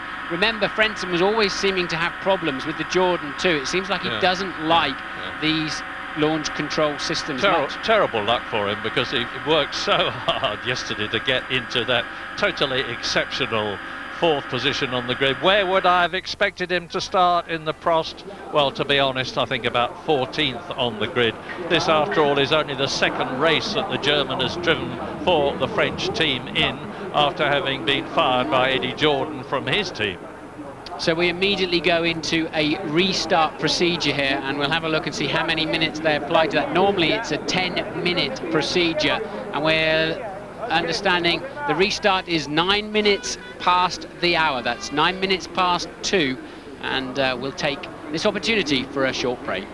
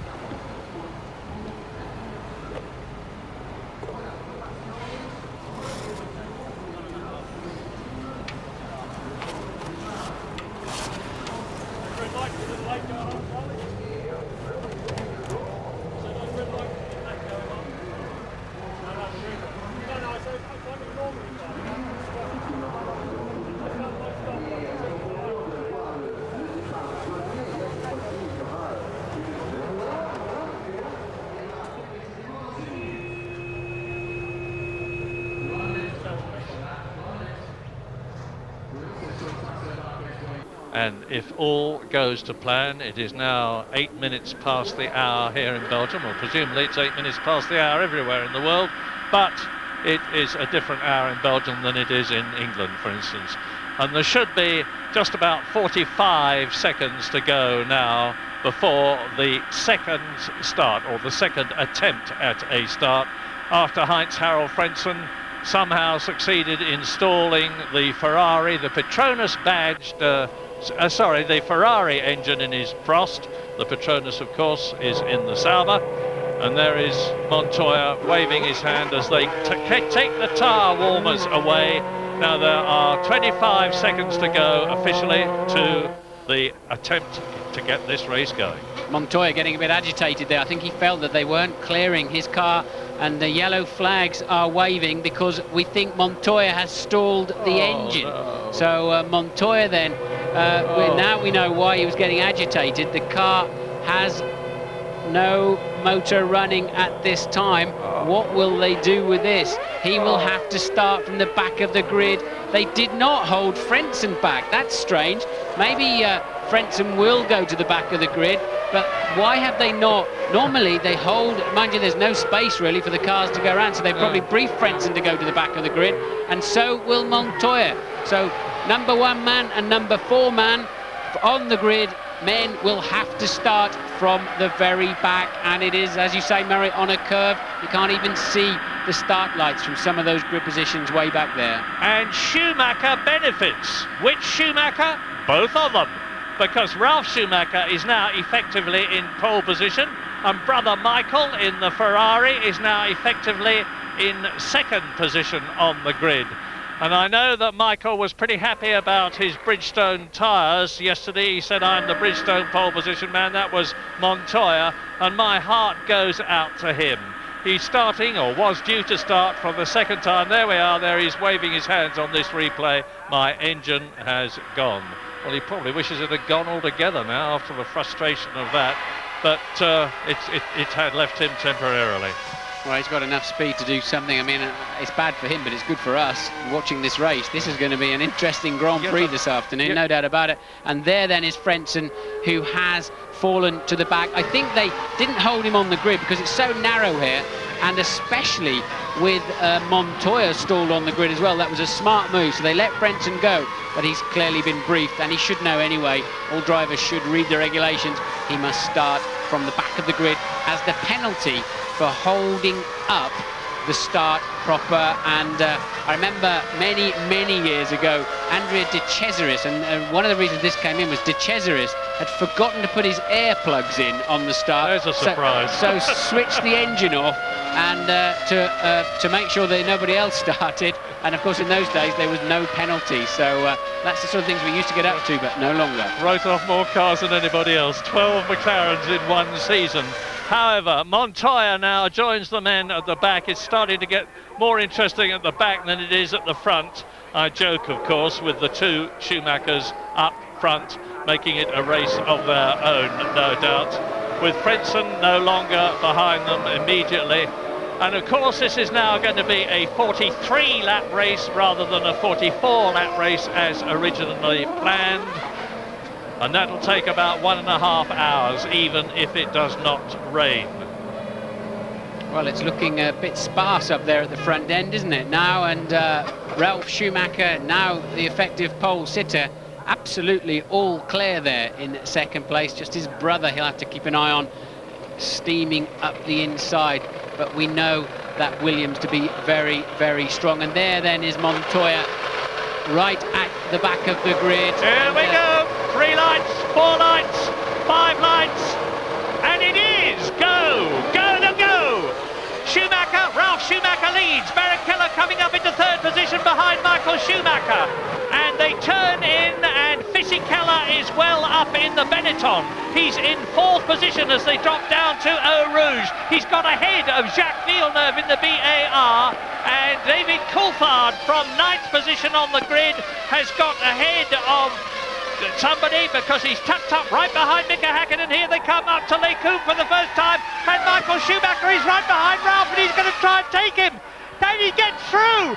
Fabulous start by Michael Schumacher, who takes the lead on lap 1 of 43. He's going to take a lot of stopping now. Barrichello 3rd, Fisichella 4th, then the 2 McLarens 5th and 6th. They have made progress. Michael definitely got in the sweet spot behind that Williams and found a great toe. You have to assume he's on lower fuel. That really was an easy pass, a lot more speed. We know that they've had to knock some revs out of that BMW engine for the race, as I spoke about earlier, but I'm surprised at just how much under pressure Ralf Schumacher is, and we'll have to see. Maybe it takes a time once again on the cold days. It's just 17 degrees out there on the track for those Michelins to come up to full operating temperature, but Williams under pressure from Ferrari. The starter of the day was Giancarlo Fisichella up to 4th. Häkkinen is now 5th, Villeneuve 6th, Coulthard 7th. They've all made 2 places, of course. with the demise of Montoya and Frentzen, and Montoya is already up to 20th place. Now this is the interesting bit. Fisichella in 4th position. That Benetton is really showing signs of coming good here in Belgium. It's got a completely new aerodynamic pack engine changes for the Renault, and Fisichella, if he can hold on to this 4th position ahead of the McLarens, will be doing a cracking job, and everybody is really getting the hammer down now. Schumacher leads his brother by 2 seconds. And look at Jenson Button up into 9th place. He's just been passed on that last lap actually by one of the Saubers, but Button from 15th up to 8th towards the end of the first lap, and then just losing a place in the bus stop, and that is an alternative view of the fabulous Eau Rouge corner. And there then is Button. He is still in 9th behind Raikkonen. Yeah, and it's an indication again of the fact that Benetton are getting things together. As past the arrows, that's Jos Verstappen being passed by Montoya. Montoya, who started last, and Jos Verstappen started 19th. So Montoya has already made up a couple of places as he comes up towards the Jordan behind him, and Michael Schumacher leads. Ralf Schumacher in the Williams still second. Barrichello, who was pressing him, seems to have dropped back a bit in 3rd position. Then it's Fisichella, Hakkinen, Coulthard. Villeneuve has lost a place. Kimi Raikkonen has lost a place. Jenson Button, as Martin's just told you, has gained 6 places. A storming first lap. And look, he is gaining now, is Jenson Button on Kimi Raikkonen, who is in 8th position. So that's the man to watch, Jenson Button. It's nice to be talking about him again after last year in the Williams. He's had a bad season so far for Benetton, but it looks as though it's coming good. Fingers crossed. Both Benettons flying off the line then. I think it's Raikkonen we've really got to watch. He's the man moving in on Jacques Villeneuve. Villeneuve passed last time around by Coulthard, so 2 McLarens are 5th and 6th. Michael Schumacher then leads by 2.1 seconds at the end of the first lap. And look at this squabble. Jarno Trulli chasing Eddie Irvine in the dark green Jaguar. And right up amongst them too is Olivier Panis coming through behind Pedro de la Rosa, who is in 10th position. Top 10, here they are. This is lap 3. Schumacher, Michael, Ralf, Barrichello, Fisichella, Hakkinen 5th, Coulthard 6th, then Villeneuve followed by Raikkonen, 9th is Button, 10th is Alesi. And let's follow Montoya up to 16th already then, Montoya. So he's moved through 5 cars from the very back of the grid, Michael. A full 1.3 seconds faster that lap than Ralf. And this then is Hakkinen passing Fisichella for 4th place. Yep, the McLaren goes up a place, and David Coulthard, I suspect, is going to follow him through in the 2nd McLaren, because if Mika Hakkinen can get past the young Italian, I have no doubt that David Coulthard will be able to as well. Coulthard will have to wait, I think, until Les Combes next time around. And no, he won't, because Fisichella's made a mistake. Fisichella made a mistake through the left-hander, and Coulthard then easily making his way down the inside of Pouhon and pulling away. Villeneuve now attacking the young Italian. Yeah, Canada chases Italy. Jacques Villeneuve in the BAR, who started 6th and has therefore lost a place, coming up behind Giancarlo Fisichella's Benetton in that position, and right behind them you can see Kimi Raikkonen in the Sauber. So Ferrari leads, Williams 2nd, Ferrari 3rd, now down up into 4th and 5th places, the 2 McLarens. Down to 6th goes Fisichella in the Benetton, and Jacques Villeneuve, the world champion of 1997, has beat. Raikkonen's going to have a go up the outside here, and I think he will make the pass on Villeneuve. Raikkonen very, very fast through Blanchimont and under braking into the bus stop. Magnificent driving there from the young Finn as he takes away Villeneuve's 7th place. Yeah, brilliant by Raikkonen, but let's not forget that he's in the superbly balanced Sauber as Mika Hakkinen runs wide and David Coulthard on the outside of Fisichella. Yeah, that's a replay of Fisichella's mistake and Coulthard taking the place. And look at this little traffic jam. Yeah, and we're on lap 5 now out of 43, remember, not 44, because we've lost a lap due to having to restart the race after Heinz-Harald Frentzen stalled his car, and you can see the McLaren getting a bit loose there as he went through Eau Rouge. Ralf Schumacher second, Barrichello third. Look at the gap between Barrichello and Mika Häkkinen. It is 4 seconds. Michael Schumacher, obviously the fastest so far. His fastest lap, 1 minute 50.5 in round figures. Car getting out of shape was actually Montoya. He's now up to 15th place, having passed Irvine, but really working hard through Eau Rouge. We saw from that overhead camera, the Michelin's not working well at the moment. It's the Bridgestone runners that are on the move. Yeah, and Heinz-Harald Frentzen has not done as well from the back as Montoya. Frentzen, who started last but one, that's to say 21st, has got past Marquez and Bernoldi and is now in 19th position. Montoya, who started 22nd, has passed Alonso, Marquez, Bernoldi and Verstappen, and sorry, he's still up behind Verstappen. He's in 19th place. Michael Schumacher 2 seconds a lap faster than any other man on the track on the last lap. I mean, that's outrageous. He had that kind of advantage in the warm-up this morning. I'm expecting all of the key players to two-stop. I've got a bit of a question mark about the Williams, but two-stop apparently, I'm hearing from various teams, is the optimum. But as I said, so many of these teams do not have as much data, and somebody's had a big one there. I can't see who it is.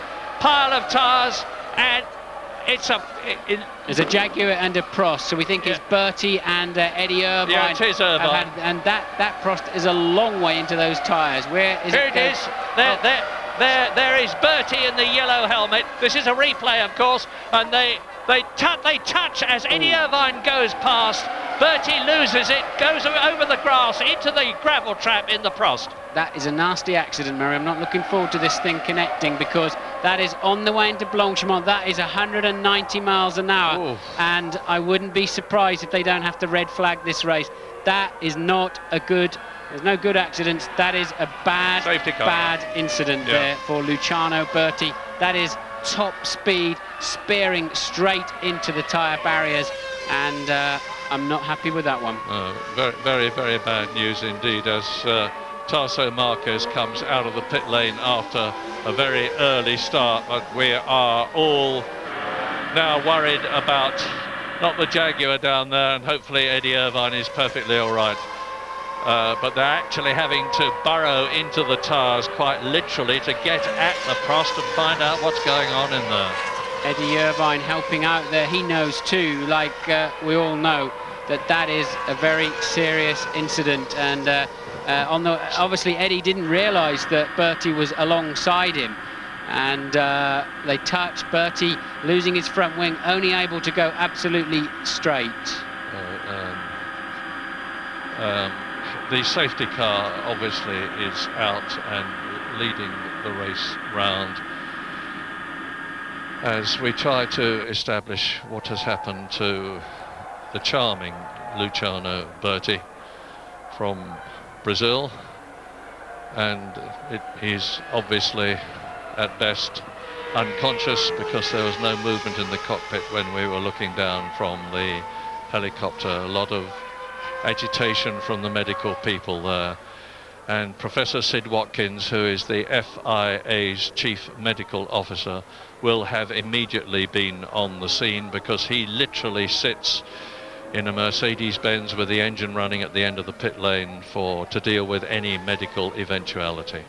Problem there is, Murray, is it's an unusual place to go off, and before Blanchimont, and there's no conveyor belt on those tyres. Where the tyre barriers are really exposed, they put a conveyor belt so that you can't get buried underneath those old car tyres. You were talking to Mark on the introduction to the programme yesterday about a place where there was only 4 rows of tyres, and that you were worried that something might happen. They're literally having to drag the car out. You say, is it there? That's the same corner we were talking about. Yeah, it's in that zone.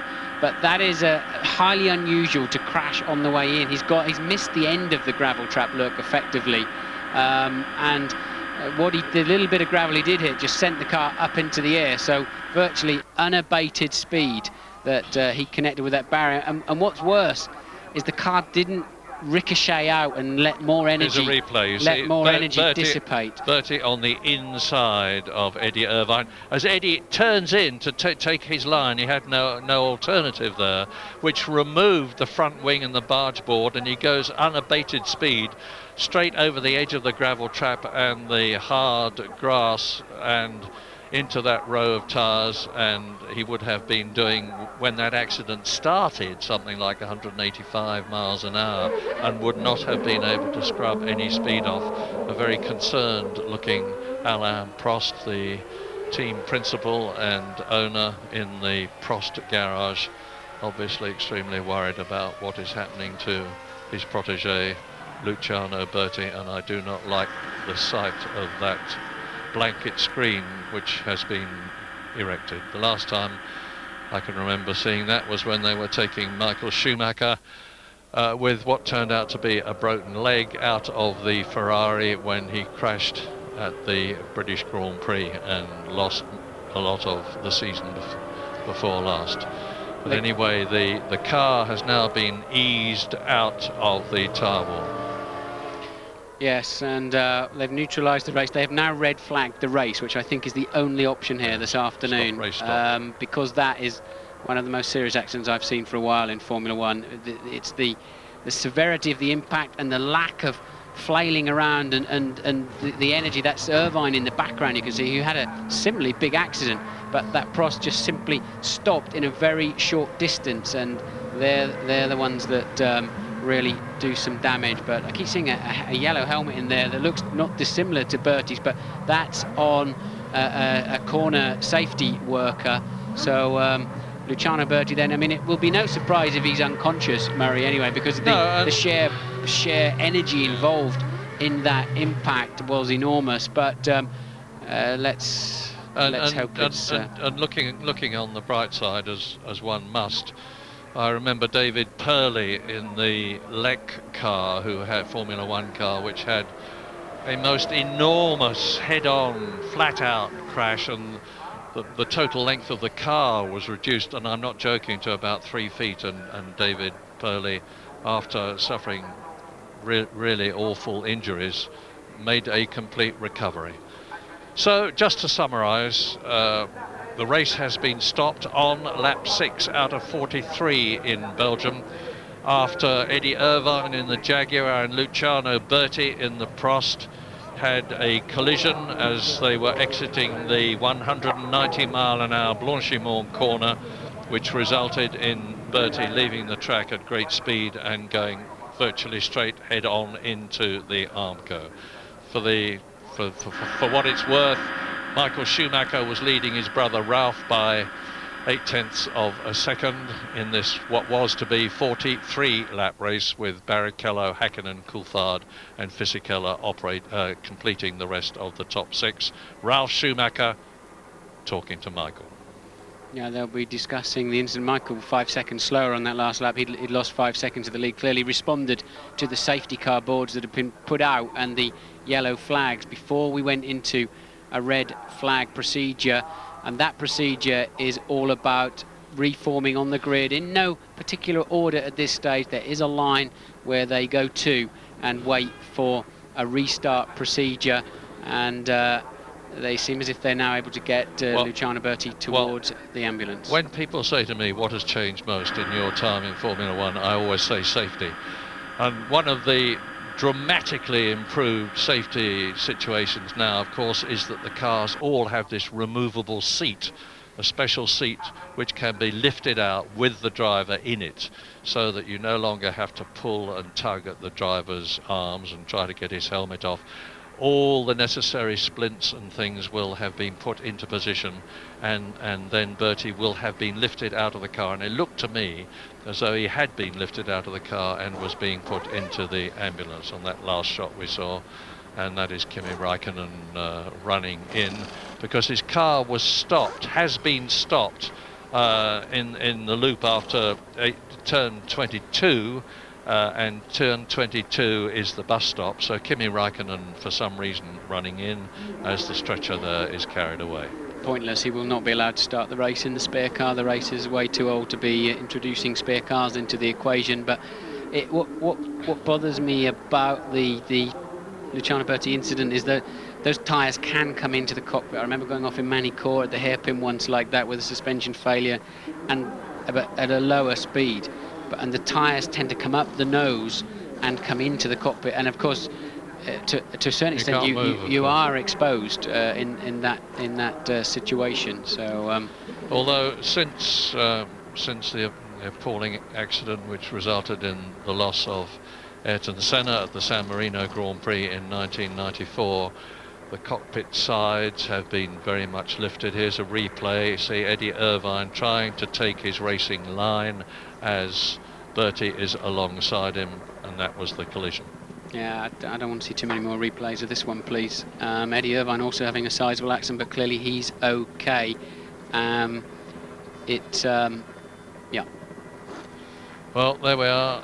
You can see that they are slowly making their way towards the special car there, and we can but hope that all is going to be well for Luciano long term.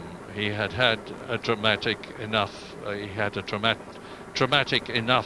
season before this, because he started off with Jaguar, of course, and then lost his place in the Jaguar team and was seconded to the Prost team.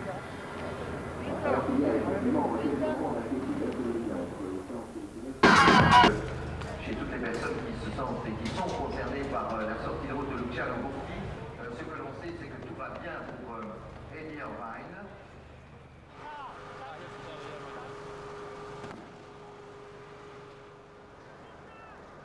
Et Alain Prost a déjà conversé avec l'un des médecins, le docteur Pontus, qui est venu donner des nouvelles à Alain Prost. Le manager de l'écurie, le propriétaire de sa propre écurie, bien entendu, dont les essais s'étaient particulièrement bien déroulés pour Heinz-Harald Frenzen, puis il avait posé des problèmes, Heinz-Harald Frenzen, puis maintenant c'est Luciano Berti, un week-end difficile pour Alain Prost et ses hommes.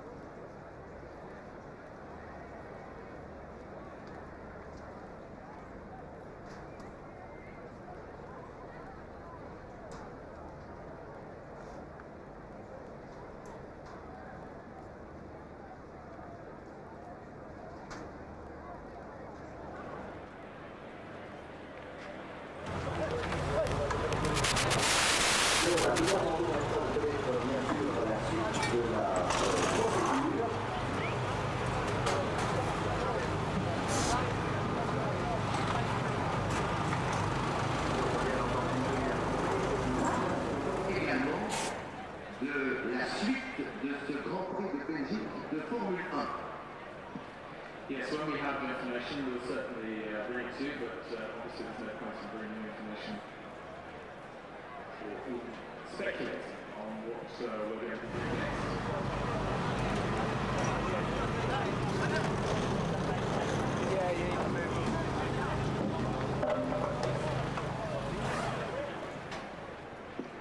Wir müssen abwarten,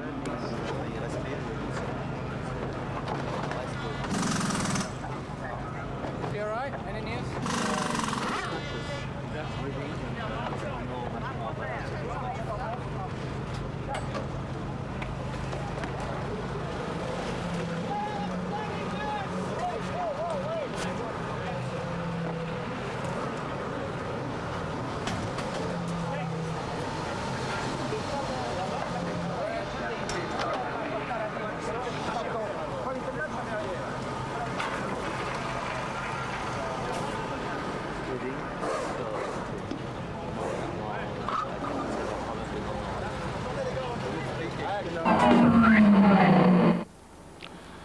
You see the scene of the Luciano Berti Eddie Irvine accident on the exit to Blanchimont, and Louise Goodman is in the pits. Yes, I'm down in the Prost area in the pit lane few worried faces behind you, as you can imagine. I can tell you, though, I've spoken to a member of the team, and initial reports from race control suggest that Bertie is okay. Now, there was no further report beyond that. We don't know exactly what okay is, but that's the first news that we have. Well, it would appear that they have got the Brazilian into the ambulance now from the pictures we're looking at. Eddie Irvine's still down there. And as so very often happens, I remember when James Hunt and when Ronnie Peterson crashed at Monza in 1978, the race that sadly took his life. James Hunt was very much involved in getting him in the car. Racing drivers have to exhibit powers of leadership, and it's very obvious that that is what Eddie Irvine is doing. He's getting involved, and rightly so, in finding out what is happening. It's good to see so much of the front of that Prost intact. So now it's really, did those supposed safety tyres really come into play? And as you said, Mary, Luciano looked as if he was certainly unconscious, and but the safety cell really has stayed superbly intact there, isn't it? I don't think Eddie Irvine has any blame at all in that incident. I don't believe he knew that Luciano Berti was coming around the outside of him, and there is a left curve before Blanchimont itself, and I think he was just taking the normal racing line. It wasn't a blocking incident. It was I think he just really hadn't quite clocked that Luciano got a run on him down the outside there. So I don't think Eddie Irvine has, in my view, any blame there, but there's a better shot of the Prost, and you can see the nose intact, so it's really just a question of did anything ingress into the cockpit. that Marshall incidentally is not having fun. He's not having a free ride. He needs to sit on the nose of the car, because obviously with the front wheels and the suspension removed and the engine at the back of the car, it would slide down out of the crane sling if something wasn't done to counterbalance it. And it's quite usual and traditional for marshals to do exactly what he has done. Now, of course, while we wait for the restart time to be confirmed, I can tell you that the pit lane exit has been closed, so there's no question of anybody getting on the course. We have to wait while the tyre wall is laboriously rebuilt. As you can see, there are batches of 9 tyres which are literally band-aid together. Some of them have been broken up, but normally the organisers have got spare batches in reserve so that they can be slotted in. But look, you see, he went off at the apex of the gravel there, and he went in where it's a very good thing that he didn't go in just a few yards later, because there was only 1 row of tyres. Craig Pollock on the left, Bernie Ecclestone on the right, Flavio Briatore in the glasses, talking about the accident and the restart, obviously, as the amber lights flash over the 5 traditional red lights which start the race. It's a horrible time for everybody involved in Formula One when there's been a big accident and you don't know the circumstances, and there just seems to be a lack of information. It is a long way out to that corner, and it's unclear initially, and there's some uncertainty, a bit of misinformation occasionally, and it's just a very uncomfortable time. So you can be absolutely sure that as soon as we get any information, we will tell you what happens. I'm like you, Martin. I think I've seen enough of this, but here it is again. And Bertie continues across that very narrow section of the gravel trap. Look, you see about 10 yards further on, and there would not have been 3 rows of tyres there. The 9 tyre depth in all, there would have been at best 2 and probably 1. And those are the shattered remains of the Prost, and you can see what a colossal hit it took, with the radiators torn off, with the front suspension torn off both sides. That's Willy Rampf on the left, who is the Sauber designer, Jackie Eckelart, who is one of the race engineers. Michael Schumacher getting back into the car. I don't know why at the moment, because we still have no restart time. He's obviously checking out something inside the Ferrari, but the safety belts are being done up. Matter of interest, the driver cannot do up his own safety belt satisfactorily. The mechanics have to do it for him, because terrific tension has to be put on them to retain the driver, and that's one of the things that hopefully will have helped Luciano Berti, because he will have been, like all of them, very, very tightly strapped indeed into the Prost, with a belt over his right thigh, his left thigh, round his waist, over each shoulder. They come to a common junction and a common release mechanism. Louise, what's the news? Well, I'm just standing in the pit lane with Nicky Lauda. Eddie Irvine has just come back in the safety car and walked through the garage to the truck, but he did have a word with Nicky on the way through. Nicky, what did he have to tell you? He says Luciano is conscious, which is very good after this incredible impact, and now they're going to check him out in the hospital, but it looks not as bad as it did look before. Did Eddie give you any more information about how the accident happened? No, I mean, it was easy to see in the television. He was on the inside, and then they both collided with that high speed, and then Luciano just went off into the wall, basically. Thanks, Nicky. That's good news then. If, let us hope and pray that what Nicky has said is not only true but will be amplified to indicate that Luciano Berti is indeed all right, and if he is, it will be a racing miracle and yet another testimony to all the efforts that the Fédération Internationale Automobile, the governing body of motorsport, led by Englishman Max Mosley and Professor Sid Watkins and the FIA Race Safety Committee, do to make racing safer.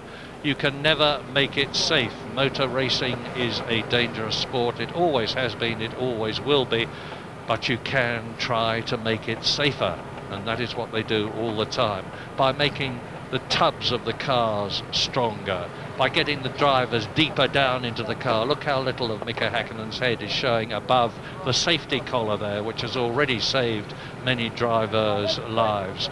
By putting them in the correct racing suits and fireproof overalls, by making sure that they are belted tightly in, that the crash helmets are of the correct design, that there are gravel traps around the circuit, that there is Armco barrier to stop them going into the crowd. All these things have been done and more since, in particular, Formula One began in 1950, and most particularly since the late and great Ayrton Senna was involved in that dreadful accident at the San Marino Grand Prix, being pursued by Michael Schumacher in the Benetton in 1994. And you did at Rubens Barrichello, and that is the ambulance that will have delivered Luciano Berti to the medical centre, which is the building with the grey roof.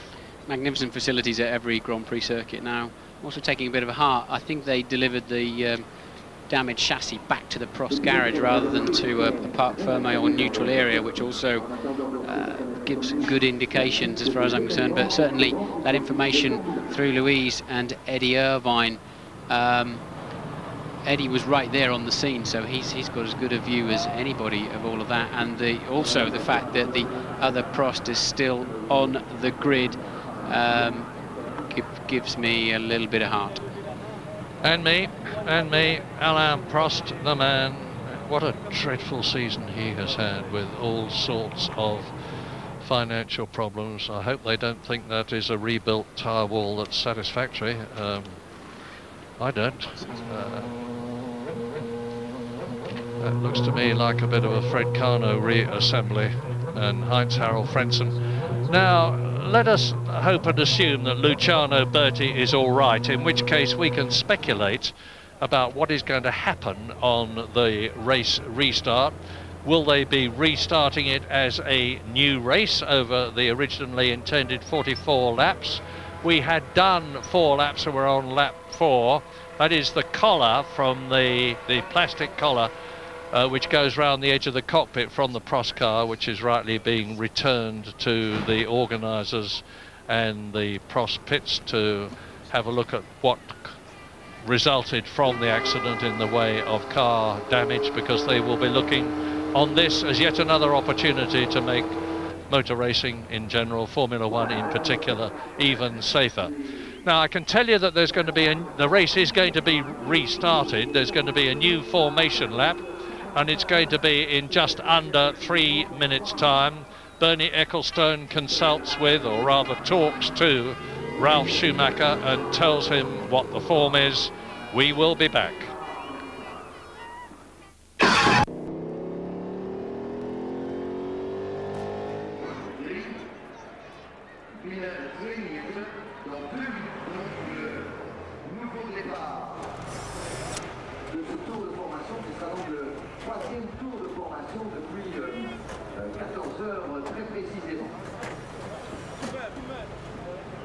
Tour de formation à partir de 14h45, c'est-à-dire dans moins de 2 minutes maintenant pour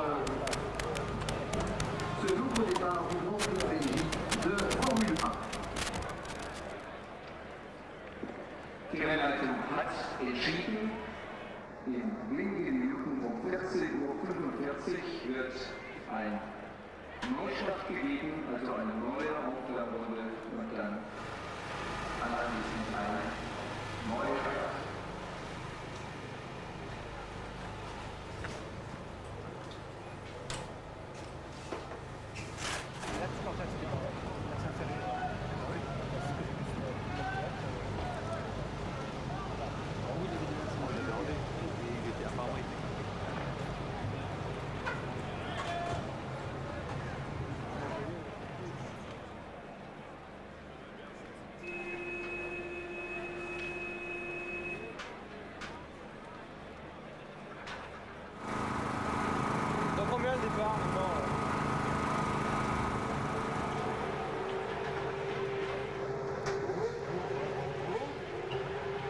L'atmosphère est évidemment un peu lourde au moment de ce nouveau départ pour le Grand Prix de Belgique de Formule 1. Il y a maintenant 14h45 minutes.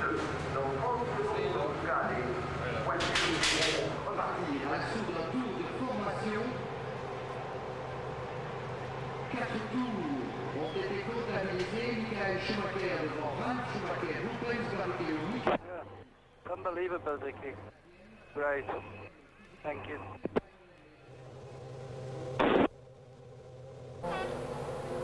With 4 full laps completed, there is the new grid. This bizarre thing going on at the front of the grid. Ralf Schumacher still up on jacks. The mechanics had to get off in that 15-second period, otherwise he'll get a stop and go. But he'll start from the back of the grid. He's still on the jacks. They've got their synchronization of the procedure wrong. And there is Ralf, absolutely, I've never seen this before, stranded on his own jacks as they were preparing to put the car back down on the ground. They had to clear the grid. They got caught out by the 15-second rule. Bizarre afternoon. Let me take you through the rules. I think this is number 158 of the sporting regulations of Formula 1, and the original race will be null and void, and the new distance will be the number of laps they had competed away from the total minus a further 3 laps. Any car can restart providing it got back to the start-finish line under its own steam, which Raikkonen did not do, so he cannot take the start. So this is a whole new Grand Prix. James Allen. Well, Martin, it just shows you how easy you can take your mind off the job. It's something they've done hundreds of times before, a start procedure. But what happened was all mechanics left the grid. Even Ralf didn't realise that he was still 6 inches up in the air. And believe it or not, Ferrari mechanics were whistling and waving at them, telling them, hey, your man's still up on the jacks, he can't start. Suddenly it dawned on everybody, this awful realisation that the Williams car was stranded. Another bad mistake by the team in just a few minutes. Martin, let me be clear about this. 4 laps had been completed, plus 3 is 7. The original race distance was 44 laps. My assumption, therefore, is that this will be a 37-lap race. Does that ring well with you? I haven't done the mathematics, but I'll read you the clause. The length of the restarted race will be 3 laps less than the original race, less the number of classified laps completed by the leader before the signal stop was given. So I believe you're right, Murray. It'll be the original distance minus 7 laps. So take it from us that whilst we check officially, because we are standing here at the box, that our assumption is that it will be 37 laps, probably less the one. Yes, I think less the one that they are doing now. 36-lap race. So unless I'm very much mistaken, it's going to be a 36-lap race as you look at Kimi Raikkonen's car there. He walked in, and I presume that he is not going to be allowed to start. That's a repetition a repeat of the gearbox problem that both he and Nick Heidfeld had in qualifying yesterday, and which resulted in them, instead of starting about 6th or 7th on the grid, starting down in 12th and 14th places. The drivers don't like restarts, Murray. They consider it the most dangerous part of Grand Prix racing, and they're never happy with restarts. So the race will be 36 laps, it is clear. 36 laps, Michael Schumacher in pole position. No Ralf Schumacher there because he's going to be starting from the back. What a dreadful race it's turning out. There is Ralf Schumacher, sort of in the middle of the pack. Heaven knows what he's doing there. Michael Schumacher up front. There is Mika Häkkinen. He's going to be 4th. He's got a clear run. He's on the right of your picture, on the left of the grid, therefore. So here we go again for 36 laps, and it's go again. Schumacher leads, Barrichello up behind him, and Fisichella making a storming start. Incredible start. Up into 2nd position ahead of Barrichello in the Benetton, and Montoya runs wide and is taken by about half a dozen cars. I think Button had a stonking start again as well. We've got a damaged Sauber, now we've got a damaged Jaguar as well, with a clumsy mistake by Della Rosa. But I think we've got 2 Benettons well up front, both McLarens slow away, and Michael Schumacher then an easy lead. Who's next? It is Fisichella. Look at Button up in 4th place, under attack from Coulthard. Coulthard takes away Button's place. Magnificent start again from those 2 Benettons. Schumacher, Fisichella, Barrichello in 3rd position, the 2 Ferraris 1st and 3rd. Behind them is the McLaren of David Coulthard, it looks like to me. Check on that. As Michael Schumacher streaks away in the... But look at this, Benettons in 2nd and 5th places after the season that they have had. And that is Fisichella, pursued by Rubens Barrichello, then the McLaren, and then the 2nd McLaren. So it's David Coulthard, and touring in the Sauber of Nick Heidfeld, who started down in 12th position. As you look at Fisichella, Barrichello, then the McLaren coming through to complete the 1st lap in this restarted race, which is going to be 36 laps long. Race leader, Schumacher, Fisichella, Barrichello, up into the bus stop. Barrichello having a look at the back of the Benetton. Is he going to try and come through at the bus stop? No, but Fisichella chops him off, and into and out of the bus stop they go now. Through to complete the lap, and Button holds his position. Michael Schumacher is now on lap 6 because that is the situation. Remember, they had already done 4 laps, and the race order now: Schumacher, Barrichello, Ferrari, and our screens go blank. This is turning out to be a pretty trying afternoon for all sorts of people, especially Nick Heidfeld, who is out of the race. So both Saubers are missing now. Kimi Räikkönen did not restart. Nick Heidfeld is out of the race. Michael Schumacher is through, and this is the battle for 2nd. Yes, and there you see the 2 Williams towards the back of the field. That will be for about 12th and 13th place, I would guess. We've got no data up here at the moment. After their different traumas, Montoya stalling in the 1st race, and Ralf being jacked up and stranded for the 2nd race. I believe also Häkkinen has passed Jenson Button. So we've got a McLaren 3rd and 4th now. Sorry, it's going to be 4th and 5th, isn't it? Well, I had thought I'd seen it all, but I have never seen anything like this. I've never seen a grid with a car with all 4 wheels off the ground as the rest of them leave. And here is the battle for 2nd. Fisichella pursued by Barrichello, with Michael Schumacher out on his own in front. Then the 2 McLarens of Häkkinen and David Coulthard, and that is Barrichello. It's Coulthard and Häkkinen and Montoya out. Will he ever win a Grand Prix? He was absolutely sensational yesterday in qualifying for yet another pole position. He just cannot get to the end of a Grand Prix. You know, these modern engines, so highly stressed and overheated, are very, very sensitive and delicate. And of course, they've started and then started again, and then started again. They've been sitting on the line, cooling down, then heating up again, and I suspect that's what's happened to the BMW engine in Montoya's Williams. Well, they've got an Achilles heel there as well, haven't they, on reliability. That's why they sit out the warm-ups, Murray, and keep the revs and engine mileage down as much as they can. They're clearly exposed in that area at the moment, and there's a graphic demonstration as Montoya falls out of the race. A Jaguar in the pits, that'll be De La Rosa. He clipped the front of the slowing Heidfeld at the restart. He didn't need to, he had plenty of space to get around him. So De La Rosa then in the pits. We haven't seen him leave yet, and still Barrichello can't find a way past, and looks like he's out of the race. And that says a heck of a lot for Fisichella, and even more for Benetton and Mike Gascoigne, the Benetton technical director, and all the rest of his people who've done such a sterling job, because Fisichella is staying ahead of Rubens Barrichello in second position. Fisichella on sheer merit. He's not making it difficult for Barrichello to get past by weaving, and Barrichello having a real good look now.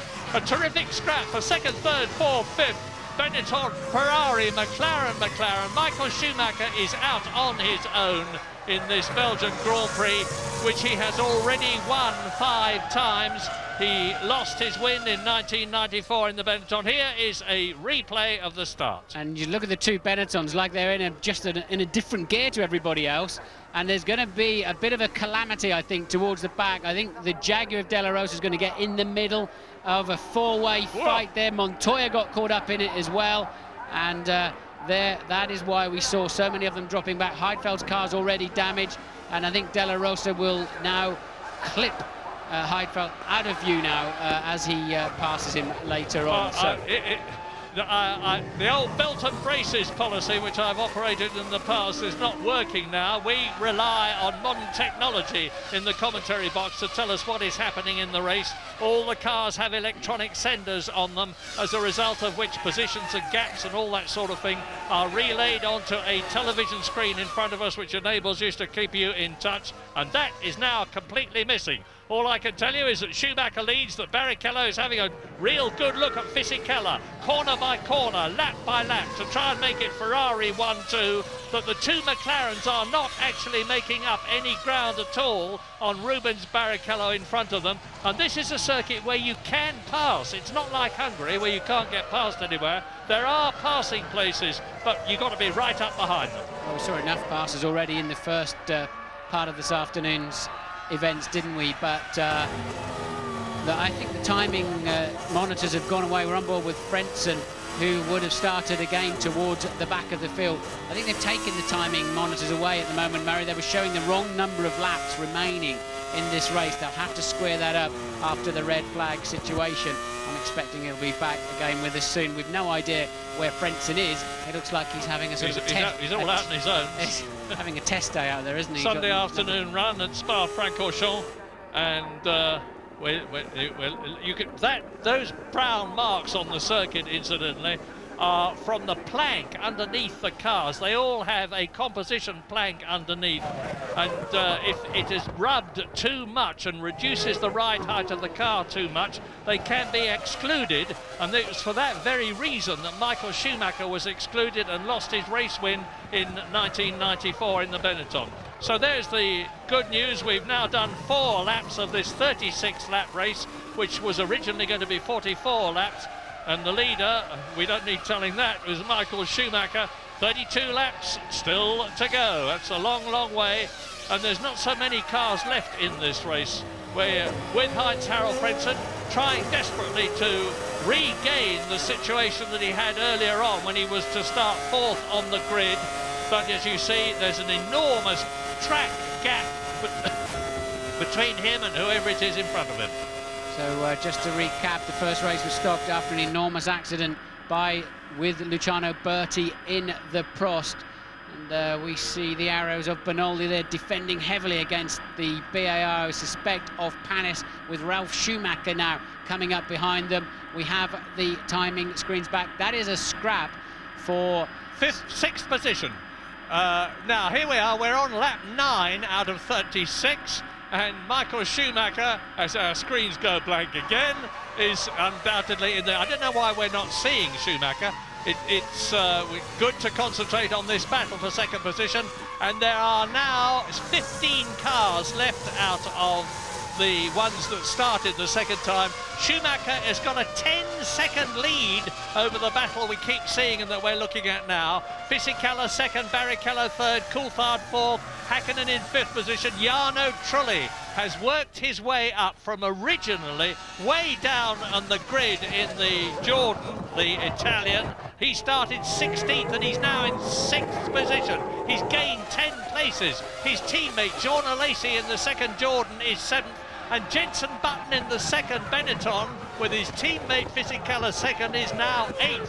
And the rest of the 10 are Jacques Villeneuve and Verstappen. Yeah, Ralf Schumacher, the reason the screens were now going, he's 12th, he wasn't 6th, but where they were showing him, Murray. So Ralf Schumacher squabbling around with Panis at the back of the field and Verstappen. But I don't know what Button's problem is, but he's certainly falling back. But Trulli's on the move. Trulli's actually catching the two McLarens at the moment. That's why you can see the yellow Jordan in the background, and Lacey a little bit further behind too. So Fisichella holding his own though, Murray. Yeah, and if Michael Schumacher can stay there, and goodness, if there's one thing that the Ferrari tends to be, as well as the quickest car, is the most reliable.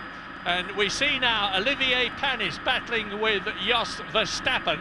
Verstappen in the arrows is 10th. Behind him in the BAR, the white car, is Olivier Panis, and Jacques Villeneuve is down there as well. In fact, Jacques Villeneuve is ahead of Verstappen. Villeneuve is 9th, Verstappen is 10th. No, Verstappen's got ahead. So Verstappen is now in 9th position as Jacques Villeneuve there dives through and takes Button and 8th position in the process. Yeah, it was Panis, the BAR we were looking at before. Just to finish my report on Luciano Berti, we heard from Eddie Irvine, who was involved in the incident, that he appeared to be conscious. We have no further news. We'll let you know as soon as we get some. Your leader then, Michael Schumacher, 12.2 seconds ahead last time around. He's lapping still 1.5 to 2 seconds faster than any other man on the racetrack. A 49.9 that time around. 1 minute 49.9, and he's just romping away, isn't he? Yeah, 1 minute 49.9, and the previous lap record was that of Jacques Villeneuve in 1:52.6. So, and that was in 1997 in the Williams. So Schumacher's nearly 3 seconds faster than the previous lap record. Jarno Trulli is in the pits, just going past our window here, and this was Villeneuve shaping up to take Jenson Button into the long left-hander of Pouhon, as it's called. And unusual to see Formula One cars overtaking into there, and there then is Jarno Trulli's Jordan. So whether he picked up a puncture or what, we don't know. But Trulli, unless he was 3-stopping this afternoon, highly unlikely, I would have thought. I do not believe that was a scheduled stop. Well, with 14 cars out of the 18 that started still running, let's try to bring you up to date with what happened to the people who have already left the race. Dick Heidfeld stopped very earlier on. You've seen Pedro de la Rosa, who has retired. Montoya has stopped with that blown engine from the look of it. He was in 16th place. He's now 5 laps down as the rest of them pull away. The top 15, 3 retirements therefore. The top 15 are still all on the same lap. Tasso Marquez is last, and Ralf Schumacher has worked his way up to 12th position. He's lapping in about 1 minute 54.5, but then so are all the cars ahead of him up to 8th position.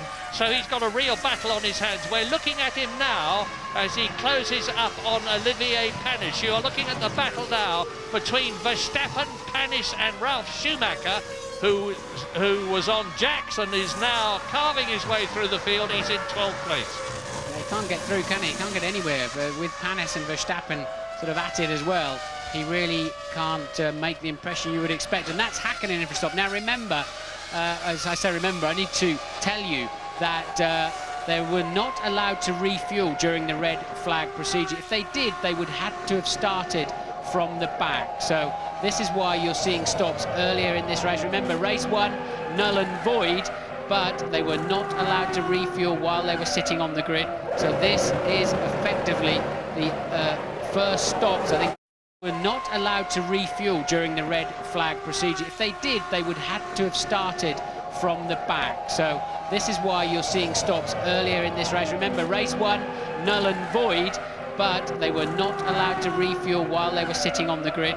So this is effectively the first stops. I think maybe Truly's was a scheduled one then. This is the first stops had we been on the full Grand Prix distance. Hope that makes sense. And that is lap 8 out of 36. And you can see the Jordan has been in, and out he goes. And meantime, Rubens Barrichello, as they now come pouring into the pits and out again. That's Olivier Panis, who was with Verstappen. And it's going to take a little time for this race to settle down. Of course, all the teams will have had to dramatically revise their strategies. As you can see, Fisichella is still staying ahead of Barrichello, and it's lovely to be able to talk about a different car, a different team up front. Benetton, that did so well with Michael Schumacher in 94 and 95, are now doing jolly well in this race with Fisichella in second place and Button 8th. So we were just picking up a while back there, Ralf Schumacher attacking Verstappen. He has now passed him. Panis, of course, has pitted for his first stop of the afternoon. And Ralf Schumacher then up into what will currently be 9th place. In your 50 years of commentating, Murray, this will go down as one of the more bizarre races. It's a bit special. Now let's tell you who's been in. Hakkinen has been in. Lacey was in the yellow Jordan that we saw leaving, so he has changed his Bridgestone tyres. Jarno Trulli has been in, so has Olivier Panis, and Pedro de la Rosa, of course, has not only been in but retired as the battle continued. Look at that. Fisichella now 18 seconds rounded up to Michael Schumacher ahead of him, still in the lead on lap 9 out of 36. And you can see that it's pretty close for second, third and fourth, with just about 2 seconds covering Fisichella down to Coulthard. In the 5th position, Jacques Villeneuve, who started, and here's Ralf Schumacher replay, taking Jos Verstappen's arrows and moving up a place, and Ralf is now in 7th position. Well, having said, I very rarely see cars overtake like that. Villeneuve pulled that move 2 laps ago. Ralf Schumacher's now pulled exactly the same move. They seem to be losing speed out of the left-hander at the top of the hill, and being easy meat on the way into the long left of Prouan. But Fisichella, look, really putting a bit of fresh air between himself and the Ferrari now. Well, David Coulthard says he's not so interested in second or third or fourth in the World Championship. He's interested in winning races. Of course he is, they all are. But he's not doing himself too much harm at the present moment if he wants to finish second, because he's ahead of one of his rivals for second place, which is Ralf Schumacher, who's in 7th position. On the other hand, he's behind another rival, which is Rubens Barrichello. The gap between Rubens Barrichello and David Coulthard in terms of World Championship points when this race began was 5 points, and they are now respectively on 4 and 3 points. So Barrichello is pulling away from Coulthard a bit for second place in the championship. We're on lap 10 out of 36. Into the pits comes the Ferrari, and James Allen is there to receive it. Barrichello. Thank you, Murray. A very curious situation, of course, because the whole race has been messed up. Normally speaking, 2-stopper, they would have come in around about lap 17. If you add together all the parade laps they've had, plus the racing laps, it's more or less about 17. There should be 50 kilos of fuel going in, around about 8 seconds. But what the people who really benefited here are the people who started out the race with a 1-stop fuel load, because they'll get into the window shortly where they can fuel the thing once and keep going, and they will really have benefited. We'll find out who they are shortly. Thanks for that, James. A good bit of strategy reading. We need all the help we can get. And here is Jacques Villeneuve in from 6th position. He was just 2.5 seconds ahead of Hakkinen, who has stopped, so therefore Hakkinen should have moved up. We'll wait and see on the track. And there is the Ferrari of race leader Michael Schumacher on his 10th lap, 20 seconds ahead of Fisichella. And look at Barrichello there. Hakkinen did get out of the pits ahead of Barrichello, even if Hakkinen's now under pressure. So a good stop then from McLaren that time around. That has elevated Hakkinen nicely. Coulthard running up in 3rd place at the moment. He's not stopped, nor 2nd place man Fisichella. Michael Schumacher having a laugh up the front, 20 seconds ahead. Still 1.5 to 2 seconds a lap faster than any anybody else. And Here he is. what throws another curveball into the fuel equation that James was talking about is on the parade laps. They use so much less fuel, so that all has to be factored in. And now is the time for Michael to come in and give his car a little drink. Yeah, with a 20-second lead, so I don't think he's certainly not going to get back in the lead. Fisichella and Coulthard, and maybe even Barrichello will go through before Michael Schumacher rejoins. But he will have been the first of the top three to make his pit stop. Now let's see what the situation is. Here is Michael Schumacher coming down the pit lane as the McLaren comes in. To save your heart, Murray, I mean, he was 20 seconds ahead, and Barrichello's already stopped, as has Hakkinen. Coulthard stopping on the same lap. Fisichella did not stop that time around, so it's Fisichella that takes the lead of the Grand Prix. And I'm trying to remember when the last time that a Benetton was leading a Grand Prix. Was it Nürburgring, the one that Johnny Herbert won? Wasn't Fisichella in with a great shape of winning that and spun off? Just testing you, and you got it right. Johnny Herbert then, and lap 11 out of 36. Fisichella, who has not stopped, leads Michael Schumacher, who has stopped. And there to prove it is the German in the Ferrari behind the Italian in the Benetton. And if Michael Schumacher can just keep it going, he will be making history here today in Belgium by winning the Belgian Grand Prix for the 6th time, for the 5th time officially, having lost one of those victories, and to become the greatest Grand Prix driver of all time in terms of the number of victories, by winning 52 races in comparison with Alain Prost's 51. But, as I always say, there's many a slip twixt cup and lip, and there's a long way to go. Well, he wasn't short of fuel, was he, Fisichella? He's fueled the longest of anybody, with the exception of Frentzen, who's way down in 10th place. So those Benettons leaping off the line like that was not a fuel situation. They've clearly got some fantastic new launch control. And now then, Fisichella takes to that extended pit lane. It's very, very long on the speed limiter here. Michael will, of course, then regain the lead. Where will Fisichella come out? Will it be ahead of Barrichello, Hakkinen, and where did Coulthard rejoin the track? We haven't been able to see yet. We haven't picked them up. It's going to be very tight between those four as to who made or lost in this current round of pit stops. Yeah, let's remember that it's a Renault engine behind Fisichella. Renault were the first with a turbo engine, and they made it work, and they were first with air valves, and they made them work. It's Coulthard going, so Coulthard's through then for Fisichella. No, he's not. Fisichella takes obviously the shorter route around the inside. So Coulthard did stay out ahead of Hakkinen. Barrichello was the big loser. Fisichella maintains second position. Terrific bit of driving, and just to complete what Renault have done, they were the first with a V10, and now everybody uses them. So I think it was a matter of time before Renault got their new, very, very special, and it's so special we don't really know what's in it, engine right, and it looks as though they're getting there now. So lap 12 out of 36 with Michael Schumacher. They've all stopped now except Heinz-Harald Frentzen, of the right drivers who are out on the circuit at the present moment. Michael Schumacher leading the Belgian Grand Prix, which was started 3 times. Fisichella second ahead of David Coulthard. There they are on the track. Behind them is Mika Hakkinen, just 2.7 seconds behind his teammate in 4th position. 5th is Rubens Barrichello, who, as Martin said, was the man who suffered. There he is. And Jarno Trulli in the Jordan is in 6th position. 28 seconds covers the top 6. Olivier Panis has received a stop-and-go penalty for crossing the white line on the pit exit. We saw the same happen to Ralf Schumacher back at the European Grand Prix at the Nürburgring.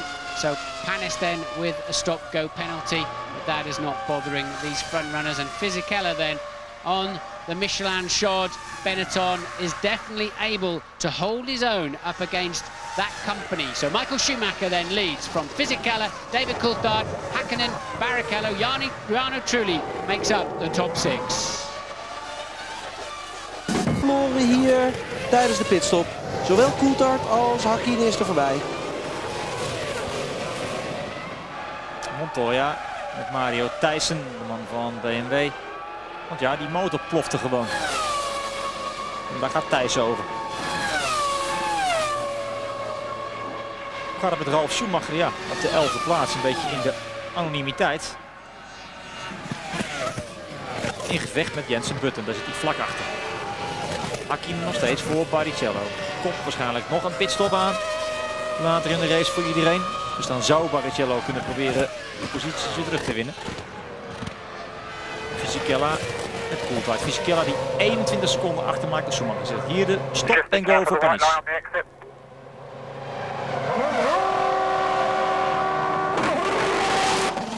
Nou, Verstappen schuift een plaatsje op. Die ligt nu 12e. Dat is dan weer het goede nieuws. 15 rijders nog op de baan. Uitvallers Alonso, Ruti en Irvine, Räikkönen, Heidfeld, De Rosa en Montoya. En kan Giancarlo Fisichella David Coulthard achter zich houden. Ziet er in ieder geval heel goed uit voor Fisichella. Alles heeft te maken met dat hij een hele mooie stop heeft gehad. Toch constant ervoor blijft. En de andere mensen niet echt zien aanvallen. Ze kunnen er niet dicht genoeg bij komen.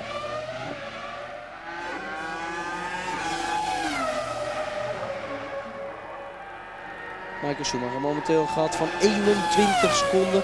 En dat zal dan nu wel 23 seconden worden.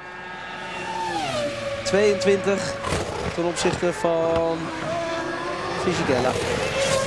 Achter gevecht heel close met Coulthard, Hakkinen en Barrichello. Coulthard die heel voorzichtig begint aan te haken.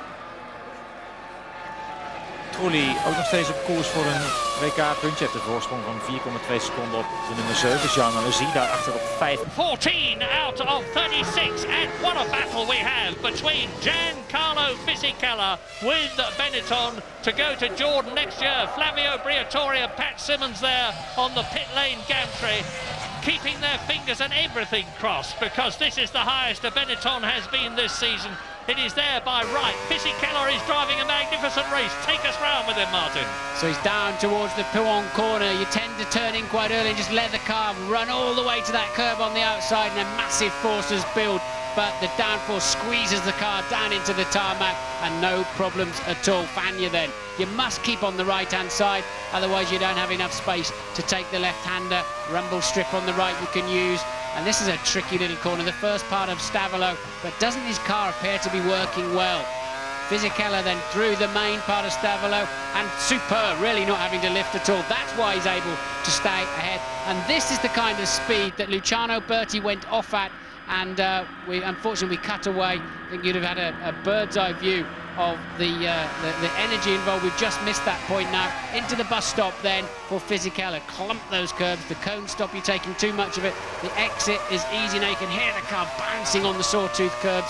Traction control cutting in. Another lap completed, and Coulthard now 0.7 of a second behind. So Renault, who perfected the turbo engine, Renault who perfected the air valves, Renault who did the V10, Renault who got this magic engine which they've been working so hard on during the season in Fisichella and Button's cars, are keeping ahead of the fabled Mercedes-Benz powered McLaren of David Coulthard and Mika Hakkinen, who are third and fourth. This is very, very significant, what we are seeing now, and it bodes well for the 2002 season. And well, remember, in the first race, which is of course now null and void, Coulthard did pass Fisichella up into Leclerc. When he got in the slipstream, he had a superior straight line speed, but right now Fisichella is very strong out of Lassour's hairpin, and so Coulthard's not getting anywhere near him where he needs to through Eau Rouge. James Allen is not there. James, we were hoping to hear from James, we're not doing so, so let's just quick reprise on what's happened in the Belgian Grand Prix so far. Well, it was due to start at 2 o'clock local time, but there was immediately a problem when Heinz-Harald Frentzen in the Prost in a magnificent fourth position on the grid waved his arms to indicate that he had stalled his engine. So the attempt was made to restart the race, only for Juan Pablo Montoya in pole position to suffer the same problem. So then we did get the race going, and ran on lap 5 out of what was going to be a 43 lap race. we had an appalling collision between Luciano Berti's Prost and Eddie Irvine's Jaguar. We still haven't got any official news about the condition of Luciano Berti, otherwise I would have told you. But of course the race was stopped. It's now been restarted. It's a 36-lap race, which was originally going to be a 44-lap race and then a 43-lap race. And we're now on lap 16, which is getting on for half distance. And Michael Schumacher, who started in pole position effectively after his brother Ralph had been left with his Williams on the jacks when everybody else streaked away, Michael Schumacher took the lead and looks as though he is on his way to his 5th official victory in Belgium, his 6th actual victory in Belgium. But this superb battle for 2nd and 3rd and 4th and 5th, and they are separated by about 4 seconds, those two battles. And the first one is something that we would never have expected to see, a battle between Giancarlo Fisichella in the Renault-powered Benetton, who is keeping at bay David Coulthard, who of course is 2nd in the World Championship. And there is that battle. Actually, that is Jenson Button, I think, defending from Ralf Schumacher, locking his right front into Lecombe. Sorry, Murray, I think that is definitely a different battle there. But Button lapping a couple of seconds slower than teammate Fisichella, so clearly I would imagine some kind of problem, or he's not happy with the handling or something, because Button really on the back foot despite that sensational start to the second part of today's Grand Prix. Yeah, Fisichella seems to have had the best of Benetton all season. Of course, his 4th year with the team. He really knows everybody in the team, and that is a big, big advantage. We tend to forget that it's only Jenson Button's 2nd year of Grand Prix racing. But I remind you that out of the race now, long gone, are Heidfeld, De La Rosa and Montoya.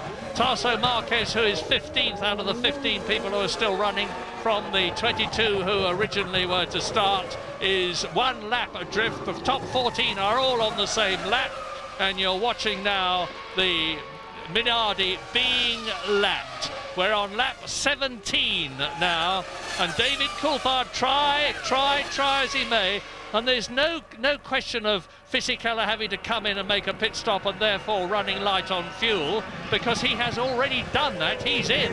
The McLaren and the Benetton are racing on even terms, and so are the McLaren there of Mika Häkkinen and the Ferrari of Rubens Barrichello, who are 4th and 5th. Just to remind you that Eddie Irvine, of course, retired in the first part of the Grand Prix, therefore not able to restart, as did Raikkonen and, of course, Luciano Berti. Yeah, and David Coulthard is consolidating his 2nd place in the Drivers' Championship at the present moment, because he is ahead of both his rivals. He's in 3rd place, Rubens Barrichello is in 5th place, and Ralf Schumacher is down in 10th place, not even in the points. An awful Belgian Grand Prix for Williams and BMW so far, after having done so brilliantly yesterday in reading the qualifying weather conditions so right and getting Montoya and Ralf Schumacher out on dry weather tyres as the circuit dried out, literally with seconds to go, as a result of which they took pole and 2nd positions on the grid, with Montoya fastest, Ralf Schumacher 2nd. Out of the race is Montoya with a blown engine, and Ralf Schumacher, who could have been right up at the front, is down in 10th place as a result of the shambles, with him being left on the jacks when everybody got away. Häkkinen managing to ease away a little bit then from 5th place man Barrichello, and there's Barrichello without a wing. I think he's probably been across the grass at the bus stop. That is why he's falling back, and that's 4 1/3 miles he's got to go before he can drop into the pits for a 15-second nose change. So Barrichello having a disastrous afternoon. Good news for Coulthard, 2nd in the World Championship. Barrichello struggling, and Ralf Schumacher back in 10th place, so he will have such a terrible understeer. He'll lose a good 10 to 15 seconds. Look for the yellow Jordan in the background, because that's Jarno Trulli. He's in 6th position. He's bound to get past Rubens Barrichello without the downforce on the Ferrari. There is the new nose and wing waiting to go on. But meantime, Barrichello is having to feel his way round the circuit with massively reduced downforce and therefore grip on the steering wheels at the front. Jarno Trulli is gaining on him hand over fist. He was 6th seconds behind him. Jarno Trulli is going to take 5th position and 2 World Championship points, and his teammate Jean Alesi, who is currently 7th, there is Trulli. Trulli has caught Rubens Barrichello, who's still running 5th, and through goes Trulli. Up into 5th place, 2 World Championship points. Now, where is Jean Alesi? There he is. Jean Alesi is going to move up into the points. Jordan really need this, because they are down in 6th position in the World Championship. And there is Alesi. Barrichello can't stop, of course, can't slow down. He's got no downforce on his front tyres. It's all at the back of the car, no grip at all. So that's why he's struggling, under braking everywhere. And Alesi getting a good run off at him through Stavolo. And Rubens will have to be very careful in Blanchimont, otherwise he'll just drive straight off the road, and he knows it only too well. Luckily, the front wing will already have been preset for whatever they started this race with in terms of setup. He goes straight on into the pit lane. Barrichello then falling back. That was already Villeneuve about to take him. James Allen is there. Tremendously dramatic afternoon here at Spa once again, as Rubens comes in without a front nose. I can tell you there's been other drama as well. Michael Schumacher, how many times has he been lucky run off the course? He did it on the last lap at Stavolo and just missed the barrier. Apparently Ferrari believe there is no damage to Michael's car. Clearly there is to Rubens's car as the new nose goes on and fuel goes in as well, and Rubens is back out in the race. James, I must take it. Jenson Button out of the race. You can see he's gone into the wall in the Benetton and has removed his left front wheel. He was in 10th position. He's out of the race. And here is a replay of what is happening, or what happened, as Ralf Schumacher in the Williams in the background waits to go through. And the wing comes off before Schumacher went through, so it was not a coming together. Jenson Button must have dislodged the wing as he went over the rumble strip. Yeah, he took the front wing off on the left-hand curb, took too much curb on the way in, and then with the resultant understeer and the wing tucking itself underneath the front tyre, you're going to go straight to the scene of the accident with the wall so close to the racetrack. So we'll probably see that again. And now this is... That is interestingly, Barrichello losing his front wing in exactly the same way. Now, all this is great news for Jordan as you watch Ralf Schumacher continuing to claw his way through the field. He is in 9th position at the present moment. Barrichello there is back in the race. But all this is great news for Jordan, who are aspiring to 4th place in the Constructors' Championship. Sauber, who are currently in 4th place, have already lost Nick Heidfeld. Kimi Räikkönen didn't start the race. They'll score no points. And both the Jordans of Jarno Trulli and Jean Alesi are in the points at 4th and 5th places, ahead of both the BARs. So Jordan are going to move up if they keep going. Truly, for a scheduled stop, he was the first of the first stoppers, so it's not a surprise to see him in. And so Jarno Trulli then was in 5th position as he came into the pits. Teammate Alesi takes over that 5th position. Lap times are slowing a bit. I wonder, with all of this drama, people flying off the road, we haven't seen Michael Schumacher go off the road, but we know that he has and survived to tell the story. I wonder if it's just spitting with rain. Louise Goodman. The latest news that we have is Luciano Berti has been taken off to hospital. No further news on his condition. Eddie actually has just walked past me, gone straight into the motorhome. I think he's actually been rather shaken by this incident. He's been in the back of the truck since the accident happened, and as I say, just gone straight into the motorhome. So no further news on Luciano Berti. As soon as we have something official, we'll come back to you. Thank you, Louise. We're on lap 20 out of 36 in this restarted Belgian Grand Prix. Michael Schumacher is stroking his way to victory. 27 seconds ahead of a battle between Giancarlo Fisichella's Benetton, which you are looking at now, the blue car, still pursued by David Coulthard in the McLaren Mercedes, who can do nothing about the Benetton Renault. The gap that separates them is 0.6 of a second. Mika Häkkinen is 4th, Alesi is 5th. Trulli is in 6th position, so both the Jordans are in the points, ahead of their Constructors' Championship rivals, BAR and Sauber. 7th is Villeneuve, 8th is Ralf Schumacher, 9th is Barrichello, and 10th is Verstappen. 3 other runners still left. 11th, Frentzen, 12th, Panis, 13th, Bernaldi. Replay, I think it's just going to be Coulthard getting a little bit sideways in the Fagnes chicanes where he crashed on Friday quite heavily, back end of his car, quite loose through there. But I hope that all of the teams have radioed their drivers, certainly with Ferrari and Benetton in particular, radioed their drivers to say, give the curb on the way into the bus stop plenty of respect. Otherwise, we're going to see more people lose their front wing in that particular corner. Why, Martin? It hasn't happened in the past. Low, right, high tyre curbs. And what's happened is that they've knocked the cones over in there, so they're taking a tighter line. Louise Goodwin. Yeah, with Juan Pablo Montoya. Juan Pablo, it's been a bit of a dramatic day for you one way or another. Yeah, I think, it's a very difficult day for all of us, especially after Luciano's crash. And apart from that, another tough day in the office. I think we've been quite lucky. But, it was pretty interesting, pass some cars and play around with it. It was pretty interesting. Thanks for talking. Well, one way and another, he's had terrible luck this season. It's the 14th race of the year. It's the 10th time he's retired. He could have won at least 2 races. Don't forget he was taken out of the Brazilian Grand Prix when he was in the lead, when he passed Jos Verstappen's arrows and it moved across and removed Montoya. He could have won at least one other race. He started from pole position. This man's day will come, but it's obviously not here. Eddie Jordan talking to either a Lacey or Trulli, and we're on lap 22 with 14 of this very, very eventful Belgian Grand Prix on the finest Grand Prix circuit in the world. And more news from Louise. Yes, and I'm pleased to say it's good news, Mario. Got the official word on Luciano Berti's condition. He has concussion, but he has no broken bones, and his condition is described as stable. As we already know, he's been taken off to hospital in Liège, but good news there about Luciano. Good news is a masterpiece of understatement. Louise, I am absolutely amazed. That was a big accident, and I cannot start to tell you how relieved I am to hear that wonderful news. As now into the pit lane comes Jacques Villeneuve from 5th position. This is his 2nd stop, 15 laps still to go. And as usual, this concentrated action from the mechanics.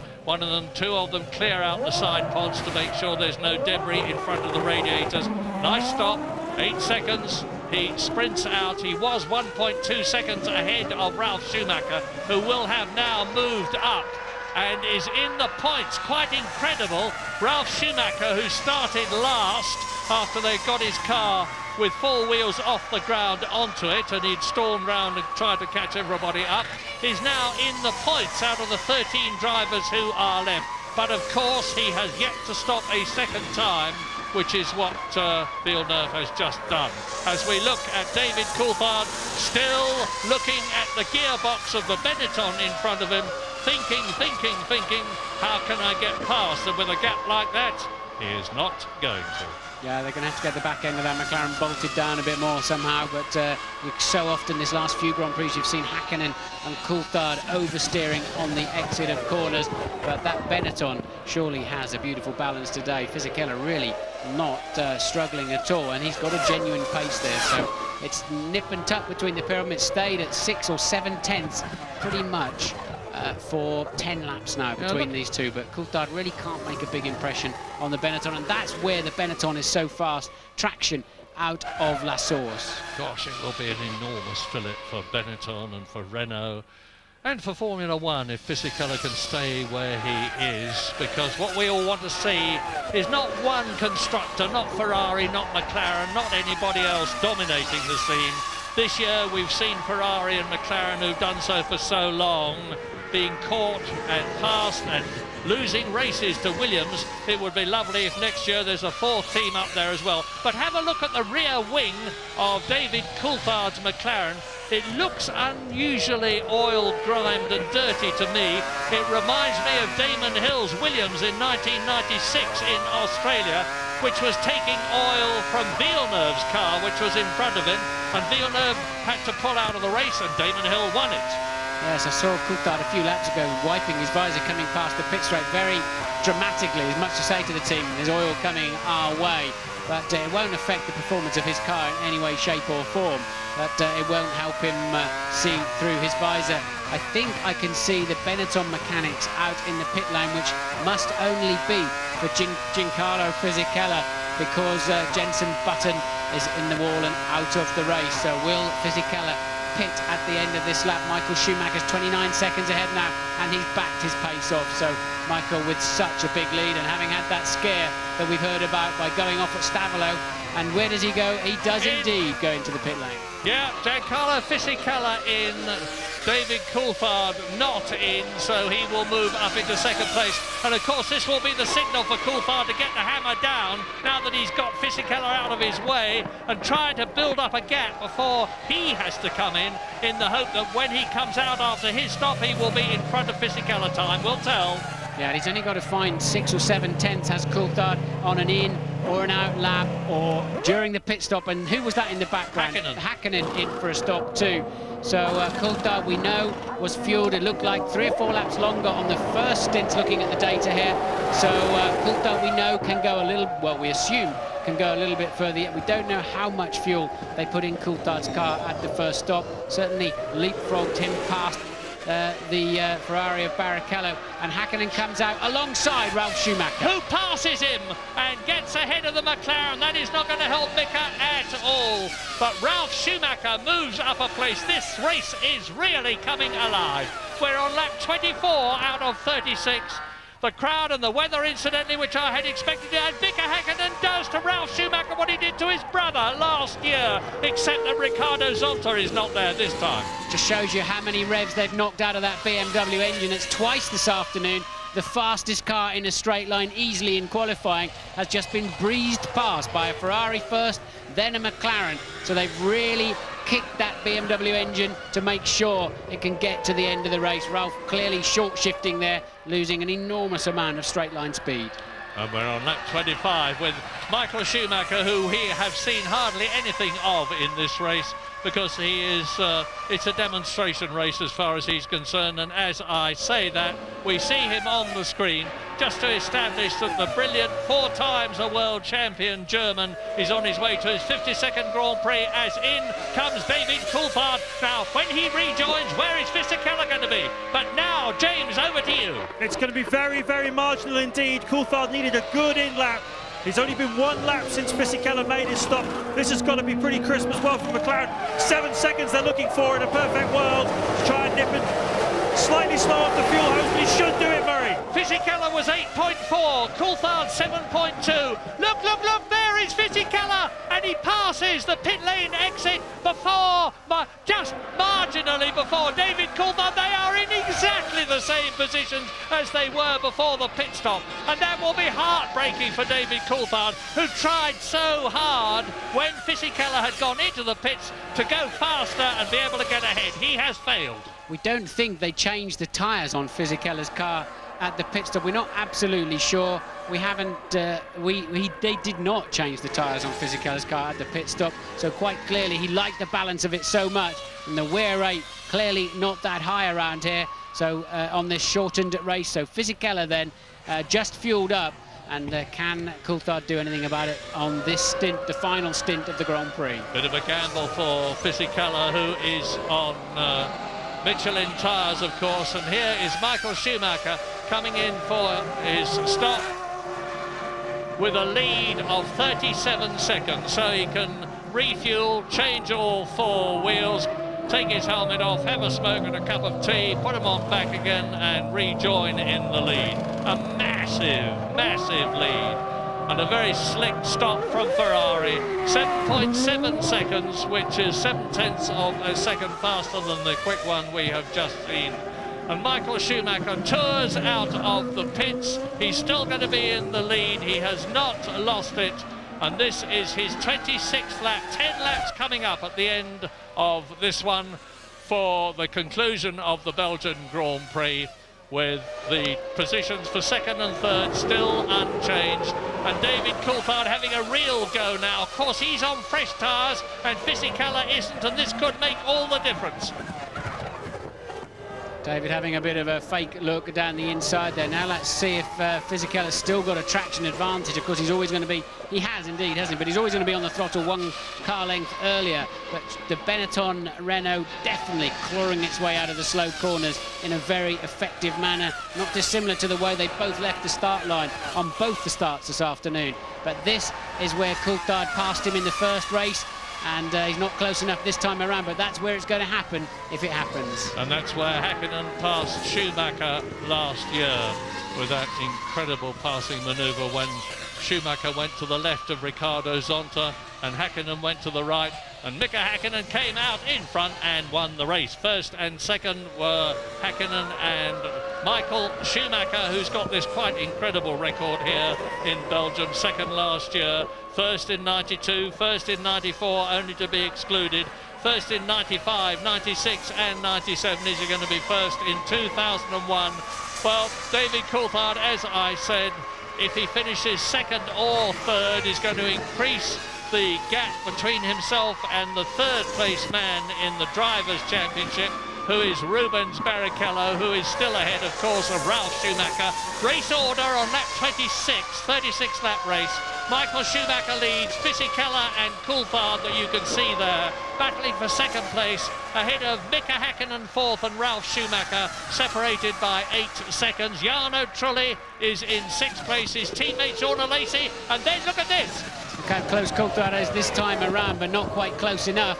Updated information from the pit lane. They just changed the rears on Fisichella's car, apparently, and not the front. So 2 new rears.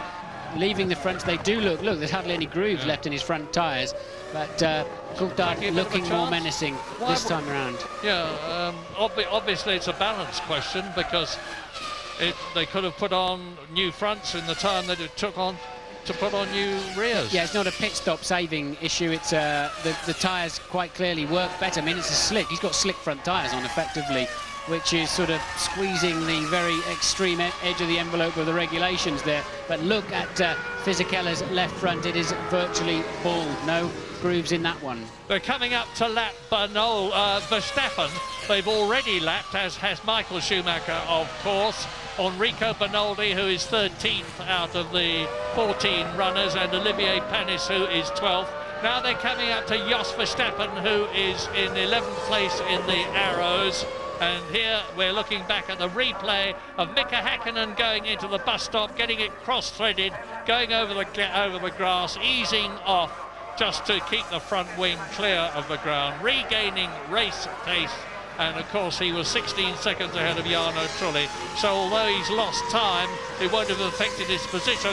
And now Fisichella and Coulthard can see Verstappen's lapped or about to be lapped arrows getting closer and closer. It's crucial now for Fisichella that he gets past at the right moment, and hopefully before David Coulthard can do so. But it won't happen on this lap.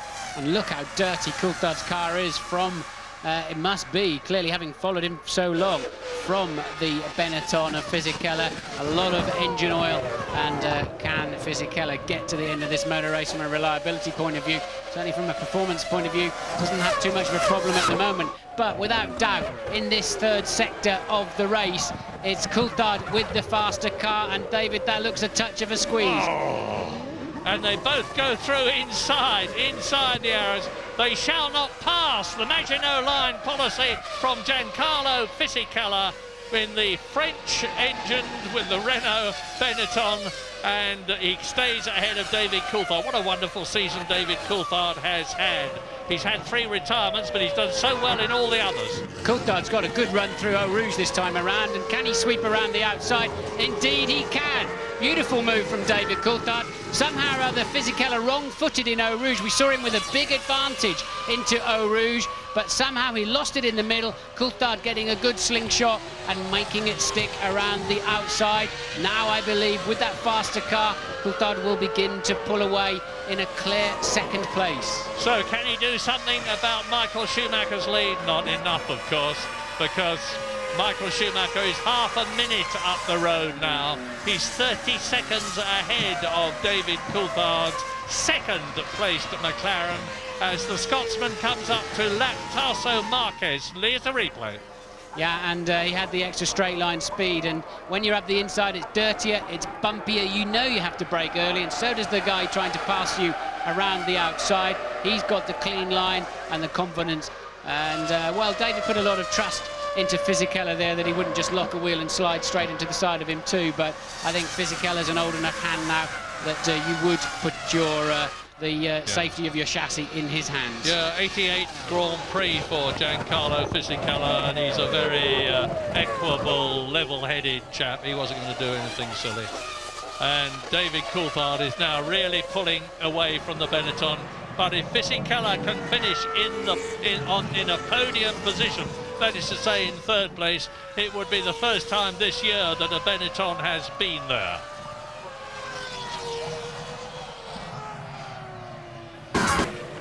Stuurt in en heeft hem. Had ook een klap betere banden natuurlijk dan Giancarlo Fisichella. Die deed 2 stops met zijn banden en Coulthard had vers rubber. Eventjes richting Michael Schumacher. De koploper in de race. Hakkinen momenteel toch een goede 3 seconden, 2 seconden sneller dan Giancarlo Fisichella. Dat zou betekenen dat hij in 4 ronden op de staart zou zitten van Giancarlo Fisichella. Het zal niet waar zijn dat we die niet op het podium zien. Rondetijd van Fisichella 1:55.0 en van Hakkinen 52:8. Ik moest Barrichello aast ook nog op een puntje, maar dan moet hij wel voorbij de geslepen Jean Alesi. Hier Ralf Schumacher is de weg met Villeneuve. En hij is er voorbij. 8e positie nu voor Ralf Schumacher. Villeneuve valt terug naar de 9e plek. Alesi, die daar niet ver voor zit, is dat ene puntje waar iedereen voor gaat. Trulli daar weer voor op de 5e plaats. En hier het gevecht tussen de Fransman en de Braziliaan. Jean Alesi ontslagen, min of meer kan je zeggen, door Alain Prost. Officieel gingen ze in goed overleg uit elkaar, maar hij had wat onaardige dingen over zijn team gezegd. Jean Alesi forceerde een breuk omdat hij wist dat er een stoeltje vrij zou komen bij Jordan. Hij hoopt daar nog eens een Grand Prix te winnen op een mooie dag. Zo'n dag had het vandaag kunnen zijn, maar het niet. Het is toch te ver naar achteren stonden op de grid. Maar het ene puntje zou toch wel heel mooi zijn voor Jean Alesi. Barrichello wil het ook wel graag hebben. En wat te denken van de heer Ralf Schumacher die daar weer vlak achter zit. Die net voorbij Villeneuve ging. Momenteel rustig aan het rijden is Michael Schumacher. Geeft een goede 1,5 seconde prijs aan David Coulthard. Maar weet natuurlijk dat nog maar 7 ronden gaan is. Terwijl we hier het gevecht zien van Barrichello en Jean Alesi. Met volgens mij daarachter alweer Ralf Schumacher. Ja. En dat is Villeneuve. De cameramensen kruipen zelfs in de curbstones. 36 lap race in Belgium, and look at this battle for 6th position, the vital World Championship point. Jean Alesi, the French-Sicilian veteran in the Jordan, is staving off Barrichello. Behind Barrichello, trying to take him now as they come up to Lake Combe, is Ralf Schumacher, who started last and has fought his way up to 7th. Can he make it 6th? Can he make it 5th? I suspect Ralf Schumacher's been told to rev the engine harder now. He's not going to score any points anyway if he blows up, and he's not going to score points unless he passes at least one of those cars in front of him. So suddenly Ralf Schumacher with more straight line speed now, and Jean Alesi grimly hanging on to try to score an important World Championship point for the Jordan team. His teammate Jarno Trulli 3.7 seconds up the road in 5th place. So Michael Schumacher 30 seconds ahead of Coulthard, who's pulled away 4 seconds from Fisichella. Hakkinen trailing 8 seconds further down from Fisichella. Trulli, Alesi, and this squabble you're looking at now. Yeah, there's no battle for first, second or third places with 6 laps to go, including the one they are on. And I don't think Mika Hakkinen can catch Fisichella, but my goodness, there's going to be a battle for 5th, 6th and 7th. Because Jarno Trulli in 5th position in the Jordan. Oh no, he's well clear of Jean Alesi. I say there's going to be a colossal scrap. There is a colossal scrap. You're looking at it for the last World Championship point for 6th place. And if Jean Alesi can get it in only his 2nd drive for Jordan, having scored twice already for the Prost team previously, he will be elated. he's famous for taking off his helmet and throwing it into the crowd. Helmets don't cost all that much, but they're full of extremely expensive radio equipment, and I don't think Jordan would have been expecting him to be in a position to do it. Let's hope for their sake that he changes his mind this time if he finishes in the points. If he does, it will be a magnificent achievement. He's the most experienced Grand Prix driver of them all this year. It is his 198th Grand Prix, and John Alesi at Les Combes on lap 31 out of 36 leads Barrichello, who is 7th, leads Ralf Schumacher, who is 8th, and behind them is Jacques Villeneuve in the BAR. Well, they've all stopped twice, as anticipated. Alesi had a relatively travel-free run. Of course, Barrichello had to stop for a new nose. Ralf Schumacher started at the back of the restarted race after being left stranded on the jacks. The mechanics not quite getting the car down in time and having to get off the grid. So Jean Alesi then grimly trying to hang on still as he heads towards the final chicane. He appears to have enough speed, given that Barrichello is in his dirty air, and you just see truly was moving out of the foreground of your screen as they came into this chicane. Yeah, and it appears to me that Jacques Villeneuve has pulled the bung out. It looks to me visually as though he's closing marginally on Ralf Schumacher in 8th place ahead of him to make it hopefully a 4-car train battle for that 6th position. Michael Schumacher, race leader, as he has led all the way. Once again, the luck has been with him, because when he started this race, Juan Pablo Montoya, the pole position holder in the Williams, had to go to the back, and his brother Ralph was still up on the jack. So good fortune has once again come Michael Schumacher's way, but as ever he has exploited it superbly. His lead has dropped to 26 seconds, but that is a colossal advantage with only 4 laps to go at the end of this one. And David Coulthard therefore is closing up on him. In fact, on the previous lap he was about 2.5 seconds faster, but I'm sure that's because Michael Schumacher, experienced as he is pacing himself. Barrichello in a very good position there. Jean Alesi necessarily having to defend his line, and well, I really thought Jean would just spear forwards there and be the last of the late breakers. Didn't do so. Well, probably didn't defend as aggressively as I expected Alesi to be, given that it's for the final point of the afternoon. No point finishing 7th in any Grand Prix, especially this one. So Barrichello moves into an all-important point-scoring position. Yeah, so Jean, look at the gap he's built in just a few hundred yards, as Ralf Schumacher now decides he's going to have a go. Here's the replay up to Les Combes. From behind his rear wing and slipstream, out of the dirty air goes Rubens Barrichello, moves across. Jean Alesi has to give way and defer, which gives Ralf Schumacher the opportunity to move up a bit in 8th position, and Jacques Villeneuve is 2 seconds behind this battle you're looking at now, but 2 seconds is a long way in terms of track distance. This is lap 33. We've still therefore got laps 34, and bang, out goes the Jordan of Jarno Trulli. That means to say that Alesi is back in the points again, and Rubens Barrichello moves up another place. Another heartbreaking end of race situation for Eddie Jordan's team. Yeah, poor old Eddie Jordan, poor the Jordan team. They don't deserve that. They really don't. They've just had Alesi moved out of a point scoring position just as Trulli blows up. They were on for 3 points, and all of a sudden they're on, well, of course Alesi moves back a point, back into 6th now with the demise of his teammate. So suddenly they're down to just 1 point, and Alesi under severe pressure from Ralf Schumacher as well. So maybe still Jordan could go home without any World Championship points, and that is not what they deserve. No, they need this 1 point from Jean Alesi to have the same number as BAR, their Honda-engined rivals in the Constructors' Championship, which have put them in 5th place. And yet again, poor Jarno Trulli is out of the race. That's the 6th time he's retired this year, and you can see banging his head on his arms in sheer frustration as Michael Schumacher exits the bus stop to conclude his 33rd lap. So he's got about 13 or 14 miles to go now for the 5th victory. I thought for a moment that Barrichello had slowed up a bit there as he came out of the corner on his way up to the bus stop. But still, Ralf Schumacher is pursuing Jean Alesi, and now it's for a World Championship point. If Ralf can get ahead of the Jordan, it will be to move up into 6th place. And as Martin has pointed out, he might as well go for broke. If he blows the BMW engine up, he's lost nothing. If it stays together, unlike that of his teammate Pablo Montoya, he will get a World Championship point. Now, Schumacher was alleged to have said something rather disparaging about Montoya when the Colombian blew his engine up leading the German Grand Prix at Hockenheim, which the telemetry disproved. But the fact remains that again it's been Montoya's engine that's gone, and so far Ralf Schumacher's has not. Michael Schumacher is now on lap 34 out of 36. There's his lead. And Coulthard has stretched the gap between himself and Fisichella, who he just passed, to 10 seconds. Fisichella 10 seconds ahead of Häkkinen.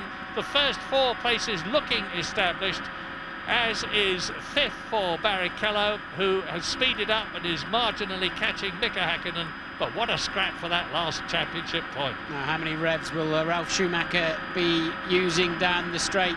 Surely he's in the absolute ideal position to give it a little bit extra, and no, he's not close enough.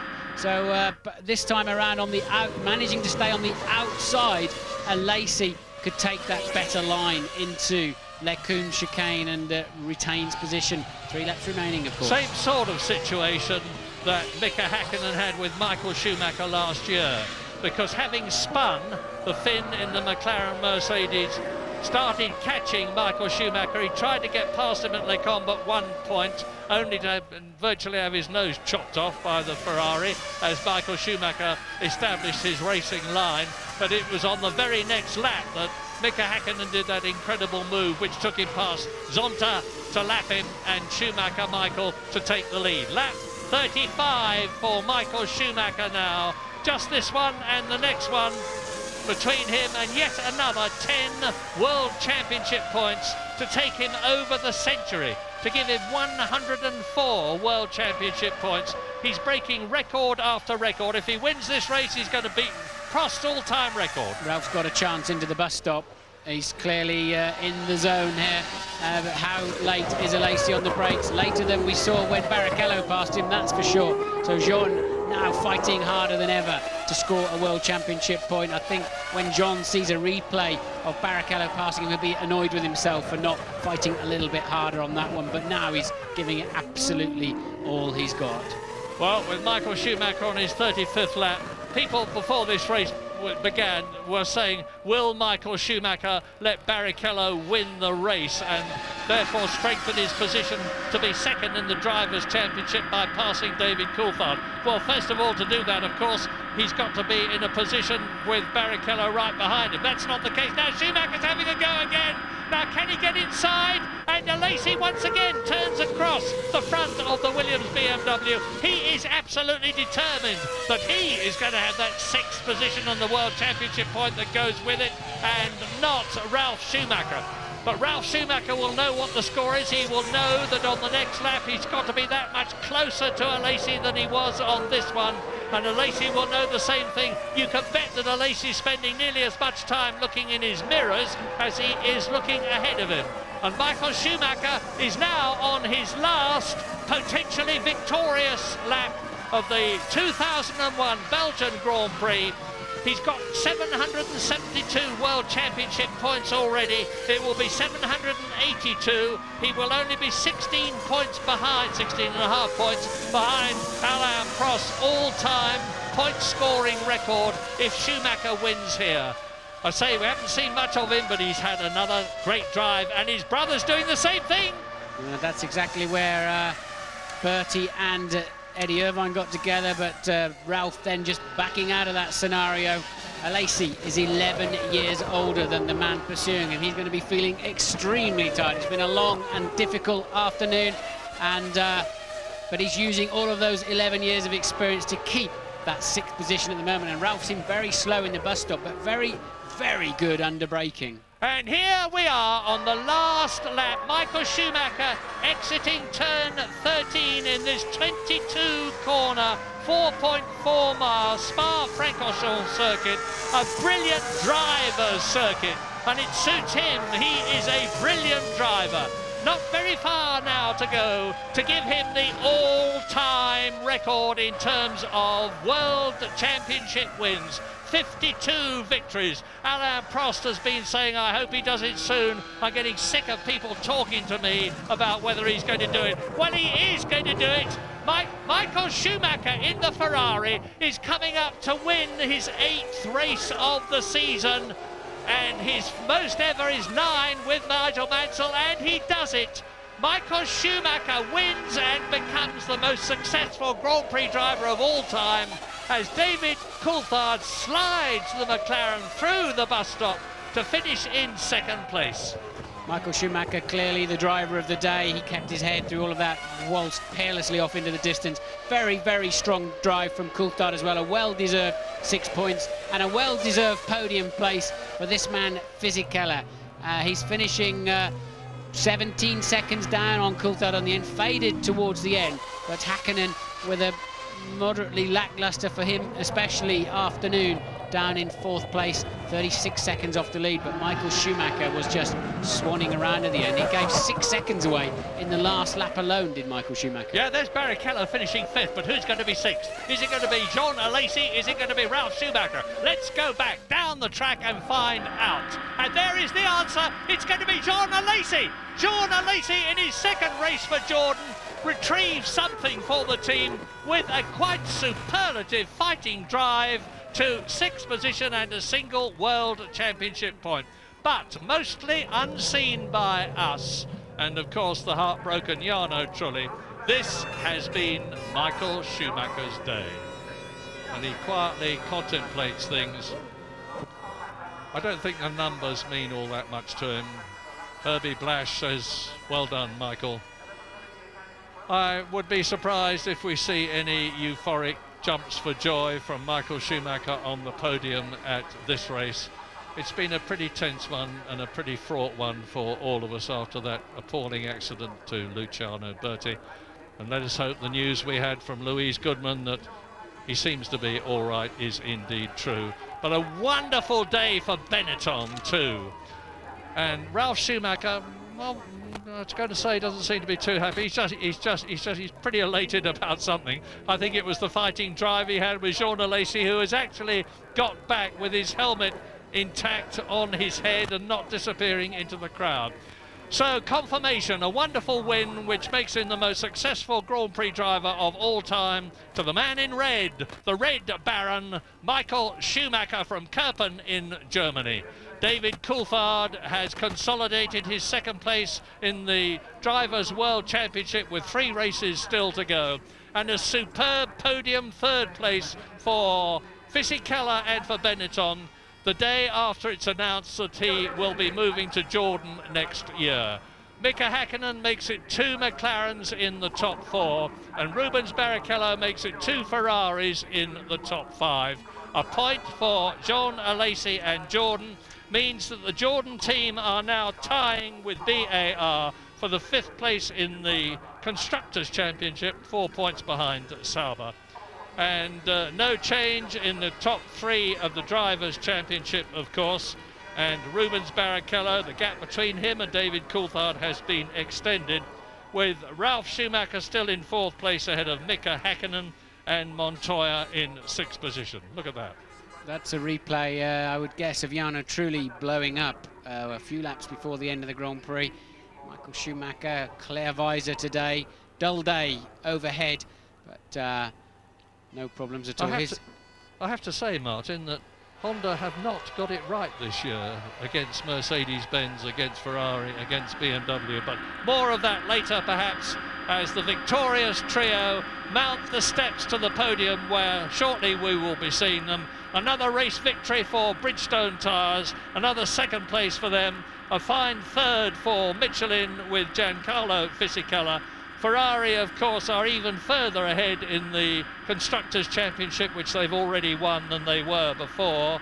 Williams are still 3rd to McLaren, and Sauber are still 4th, but only 4 points now ahead of BAR and Jordan. There's all to play for as far as they are concerned in the 3 remaining races of the year at the most charismatic circuit of them all, Monza in Italy in 2 weeks' time. Then the newest of the lot at Indianapolis 2 weeks after that, and the fabulous Suzuka circuit in Japan in the middle of October. But you're looking now at the man we saw very little of in the race because he was so far ahead. Difficult for him to maintain concentration? Well, it would appear so. We hear from the pits that he did go off the track. We didn't see it on our pictures, that's for sure, but at that point Michael was still pushing like crazy, building his lead more and more, and since that incident he's really backed off and cruised home, but ended up just 10 seconds clear of David Coulthard in the end. 8 wins for Michael this season. The most any driver has ever had in one season is 9, and that was Nigel Mansell, who's here incidentally in his victorious year for the World Championship in 1992, and Michael Schumacher himself when he was with the Benetton team. There's 3 races left, and if Michael wins 2 of them, it looks as though there's little to stop him. He will add yet another record to his incredible record. Michael, we saw in that slow-mo replay, still with his rip-off on his visor. He didn't follow anything all day, did he really? Blitzed past a few back markers, but absolutely clear car and helmet and visor for the winner Schumacher.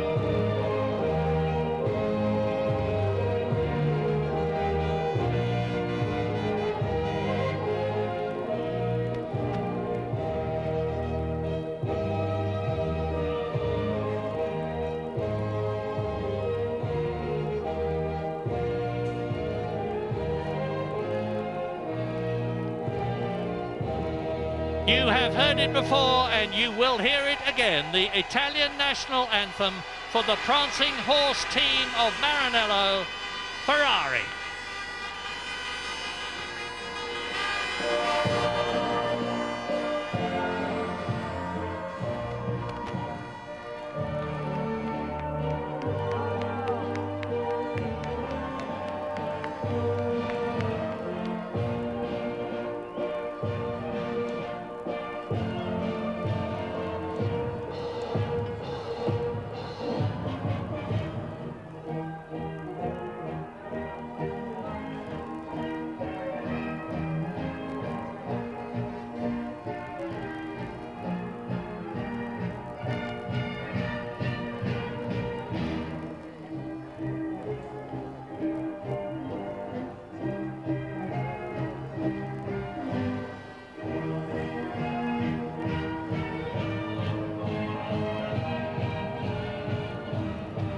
Believe it or not, there have been protests from politically correct killjoys about Michael Schumacher conducting the national anthem in front of the Ferrari joyous team.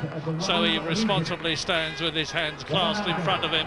But now he can lift the trophy, the 52nd winner's trophy that Michael Schumacher has done that with in his quite amazing career of 158 Grand Prix. He has won 1/3 of them. An amazing record, which is about to make him not only the most successful driver in terms of victories, but very shortly the most successful driver in terms of championship points. He has been one of the architects for Ferrari's return to the top, and he richly deserves all the success he has had. But isn't it nice to see Benetton back there? Absolutely. It's great for the sport, great for Benetton and Renault. Eddie Jordan won't be too disappointed either. Of course, Fisichella is going to Jordan next year, and he's looking a bit of a star today. No doubt about that. But the champagne is flowing, and I think that's probably extra good news too. But the best news of all, subject to official confirmation, is the news that we understand that Luciano Berti was not badly hurt in that appalling accident.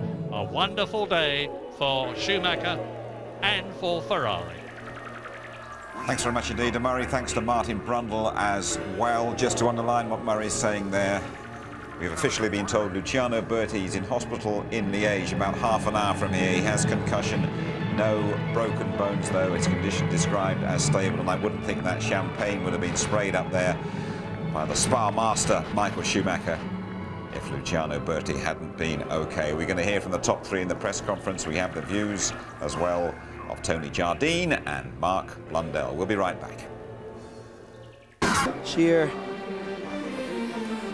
plezierig met champagne gespoten, dus laten we hopen dat het allemaal geen enkel probleem is met Luciano Berti. Even gauw onze prijsvraag. Michael Schumacher, dat werd voorspeld door Thomas Harms uit Amsterdam. En dat is een knappe voorspelling en daarvoor wordt hij beloond voor een kartsessie aan mijn buurman in Huizen of Den Haag. Hoeveel van die trofeeën gaat hij nog boven zijn hoofd tillen? In de Formule 1 heeft hij het al 52 keer gedaan. Maar zijn honger is nog niet gestild, Michael Schumacher. Hard op weg om de meest succesvolle Formule 1-coureur aller tijden te worden.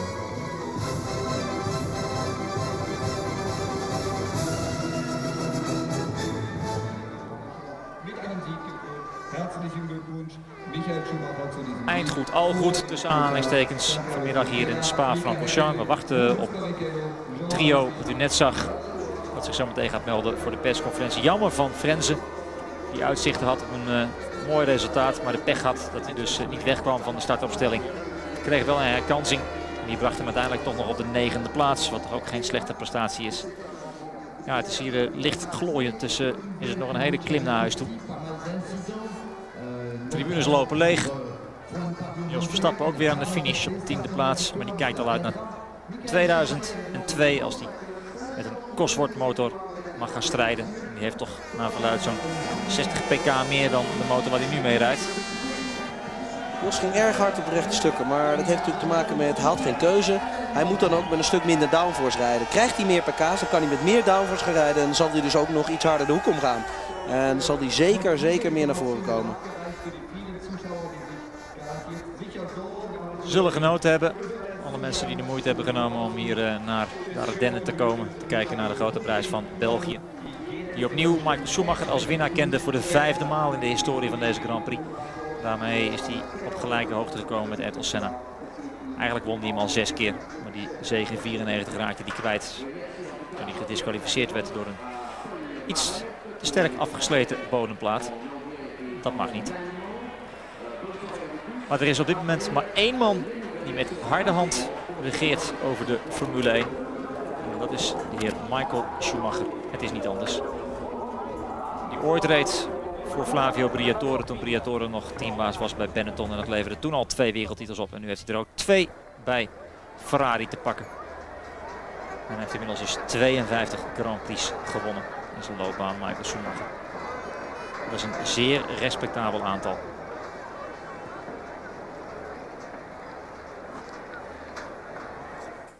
Congratulations, gentlemen. Michael Schumacher, now the outright holder of the outright number of wins. 52 Grand Prix wins, winning here this afternoon at Spa. David Coulthard second and Giancarlo Fisichella third overall. Thank you. Michael, you made amazing starts both times, but it must be said that Williams rather helped themselves to the back of the grid. Yes, certainly. I mean, it's unfortunate for my brother, obviously. When you say I made an amazing start, I don't think that's true. I think the guy next to me made an amazing start. I don't know which position he came from, but he almost took me. So on that side, we made average starts, and I was able to just defend my position. And thanks to whatever problem Williams had, I didn't have to fight against them, because you saw the first start, they just pull away and I had no chance. And I think even on the second start, if Ralph on the second position, he would have just beat me into the first corner. We didn't need to find out, and I had a clear race from that moment on, and obviously delighted. Now, thousands and thousands of fans across the border from Kerpen, your hometown, and from Germany, they kept you company during the race, but as you said, it really was, you were out on your own. How easy was it to keep your concentration and control? I mean, I was pushing flat out until, I'd say, the second pit stop. Then I eased off. For whatever reason, I thought I had the chance to open up the gap for an extra pit stop, and we didn't know what would the weather do. So I just wanted to have that safety, and because obviously I was faster than Giancarlo and David couldn't get by, I was able to open up such a lead. That helped. I lost once the concentration going wide in turn 15. I was just playing with too many buttons at the same time, and then running wide and almost gone into the barrier. It didn't need much to do that, but when you fight on the limit, when you drive, then that's what can happen. Thank you very much, Michael. David, second place. Before you came here to Spa, would you have ever predicted you'd have spent so much of the race looking at the rear wing of a Benetton? Absolutely not. No, Giancarlo was doing an amazing race. Obviously, his car was working better than it has done this season, and he was quick in all the right areas. So out of La Source and out of Stavolo, so it was very difficult to get close. And I knew that my opportunity might come at the pit stop, and I thought I lost it when I caught one of the Minardis in Blanchimont. And I said to the team as I came down the radio, I think it's going to be close. Obviously, he came out in front of me, and then thankfully with the back marker at La Source, it just upset his rhythm a little bit, and I got the run through Eau Rouge, and thankfully was able to outbreak him. So, you know, given the weekend I've had, then obviously very happy to get second place, and you know, just hoping obviously that Luciano is 100% and able to do the next race, and then we can all feel that it's been a positive weekend. David, looking at your car during the pit stops, it was absolutely covered with oil. Was that from your car or from someone ahead of you? I was saying to Giancarlo that I've never been behind such a messy car. I was having to wipe my visor every single straight, and I was out of rip-offs very quickly. And I understand that it just made it across the line, so I think it was spitting all its oil out as the race went on. So it's obviously a lot quicker, but a little bit close to the limit, probably. Thank you very much, David. Giancarlo, first time you've been in one of these conferences since Brazil last year. Can you put your finger on what has happened to your car to make it so much faster? Obviously, there was the new aerodynamics package here, and the car was much more competitive, easier to drive, easier to make a good setup, even much more grip than normal. During the race there was a very good balance, especially after a few laps, because at the beginning there was a lot on the steering, but then there was a good balance. We just missed a few Ks in the straight compared to the people, but maybe in Monza there is one more step on power, and we are very optimistic for the next one. Now, you had a very unusual tyre tactic at your second stop, and you only changed the tyres at one end of the car. Can you explain why, and was it your choice? Yeah, it was my choice. There was a problem starting with the new tyres, graining. There was a graining, and it was better to keep the same tyres. In fact, I did the race, completed at the end of the race. I went at the end of the race with the same set of tyres, just on the front, but new on the rear. Was the right choice. We did a very good job. I did two amazing starts, especially the second one from the 6th position. I went to second, and I'm happy. It's a great day, and I would like to say thank you to the team. Thank you very much, Giancarlo. Michael, back to you. Next race, Italian Grand Prix. You've already got the championship. It's going to be quite a party at Monza. Yeah, you can imagine. On the other side, we still want to do well, which is going to be maybe a little bit more difficult for us, looking at the characteristic of the circuits. From Hockenheim, we know Williams is very competitive there. So we have to work very hard, and we have to find out what we can actually do against this strong package of what they have. But we certainly will try, as we have tried here. But anyway, we have good reasons to celebrate down there. Indeed you do. Michael, thank you. Now, Michael and Giancarlo, if you'd like to speak in your own languages, starting with Michael, please.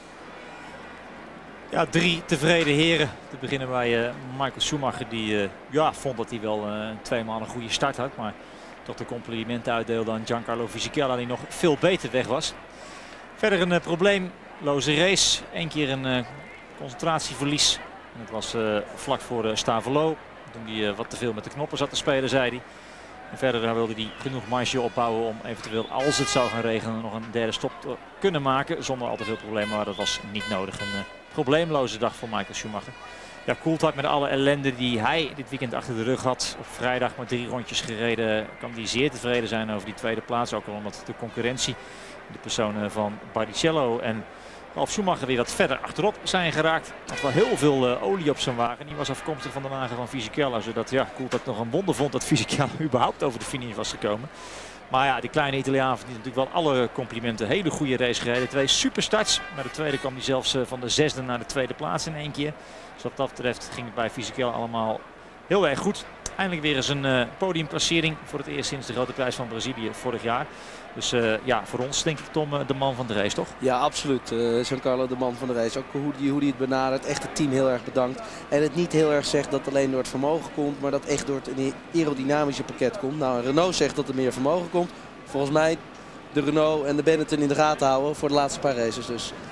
Ja, volgende Grand Prix is in Monza. Dat is nou weer typisch een circuit voor de renstal van Williams. Dat hebben we in Hockenheim wel gezien. Maar ja, daar gaat toch steeds te veel mis. Eerst met Montoya in deze Grand Prix die niet wegkwam.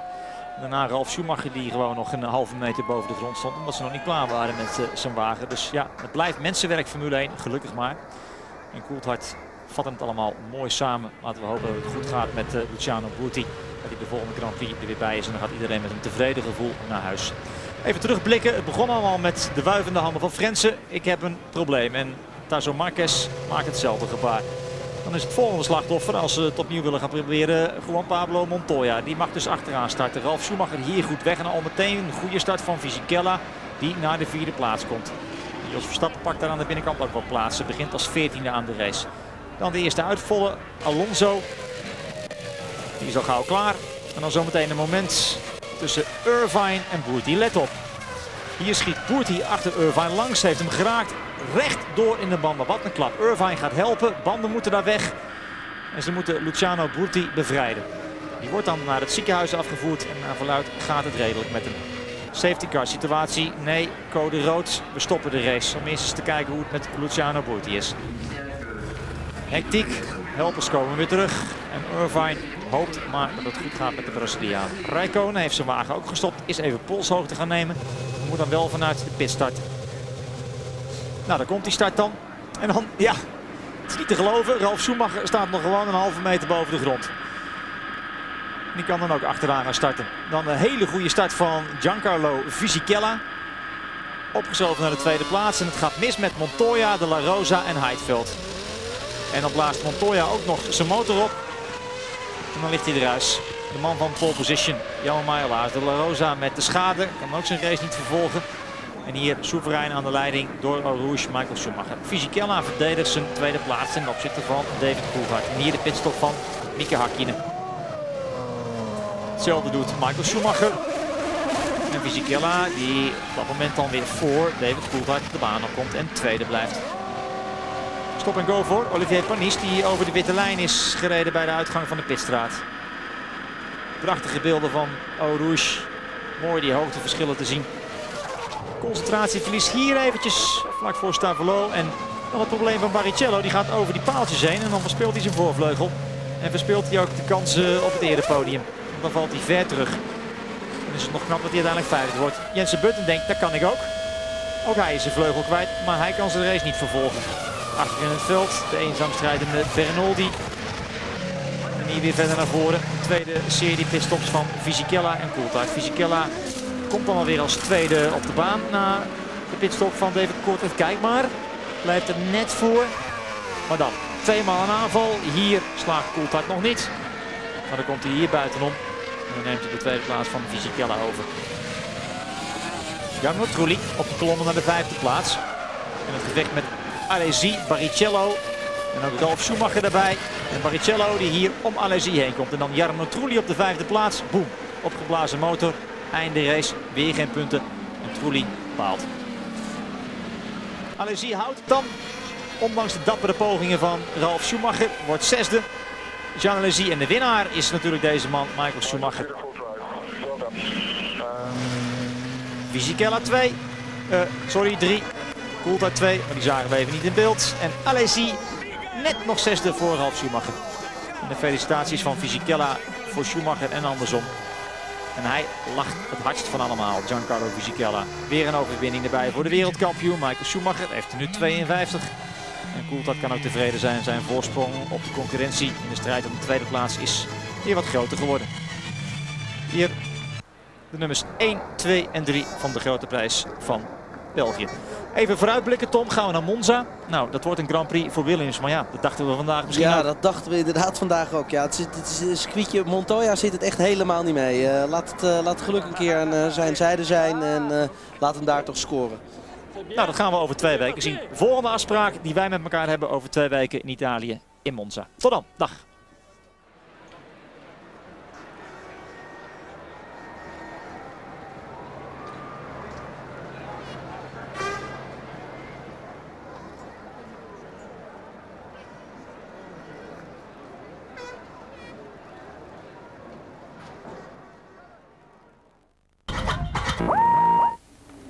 And you're back with us in Belgium, where Michael Schumacher has won the Grand Prix here this afternoon, but the race was stopped after just 5 laps after a dramatic and frightening-looking accident involving the young Brazilian Luciano Berti. Let's get the latest reaction from the managing director now of his Prost team.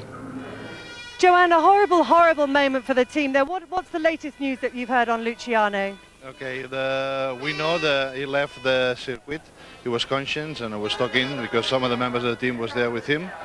The doctor said that they have nothing broke, but obviously have a big shine in the face. He was a bit bruised and he's been taken to the Real Hospital. He was a very, very lucky boy because that was a horrendous accident, wasn't it? Yeah, well, Natalia looks very, very impressive. Lucky enough, there was a lot of rubber down there and hopefully absorb a little bit the shine. Mark, you've come through an accident like that. What were your first impressions when you saw it? Very similar. The big issue with my one and that one is there was 4 rows of tyres for Luciano and there was concrete for me. But the problem he has now is that there's a little bit of a psychological edge. He's got to walk over that, the next hurdle, and also the after effects. Even in my accident 3 days later I had a bruise on the brain, and sometimes those things don't come out until a few days down the road. Do you fault him in any way in this accident? I did have a little word with Mark about perhaps it was slightly naive to try the overtaking there and a rookie's error, just looking at it from my perspective, and also makes me think back to Germany, obviously where he was unsighted, but here we are going down the inside. He's got 2 wheels on the grass there. Eddie's coming in to take his normal line, so it's not a particularly clever thing to do, I hate to say, and of course he loses his front wing and loses any steerage, and the front right suspension is already broken as well because he saw the wheel waving about.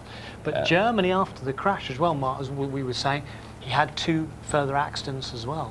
Yeah, I mean, I think it's just an unusual place to try and overtake. He would have been well served to just wait till after the corner and go for the bus stop, but there you go, you know, that's racing. It was the fastest corner of the track where he crashed. Blanchiment, what is it, 190 miles an hour there, and just looking at the Prost getting taken away, it's a real pat on the back for the strength and the safety measures in these cars these days. Yeah, it's a testament to the strength of the cars. FIA set regulations, these designers and technology people for the teams keep striving to make them stronger and stronger, and they're doing a good job, but nobody likes to see that kind of impact. Whenever you see that, it's a bit of a lump in the throat. Just a little thought for you here about this circuit, which we've said hasn't actually been compromised in any way particularly. Do you think people will look at that now, Tony, and say, we've got to do something about this, it's just too quick, too dangerous? There've been mutterings during practice. Runoff areas not big enough, not long enough. We're going to have to start behind the pace car if it's wet. That came from Coulthard, it came from Irvine. But the point is they all actually love coming here, and I think if you sat them all down, so we go back to Spa next year, they go, yes please, because it is probably the ultimate challenge in Grand Prix racing, and you can't overly change a traditional track like this.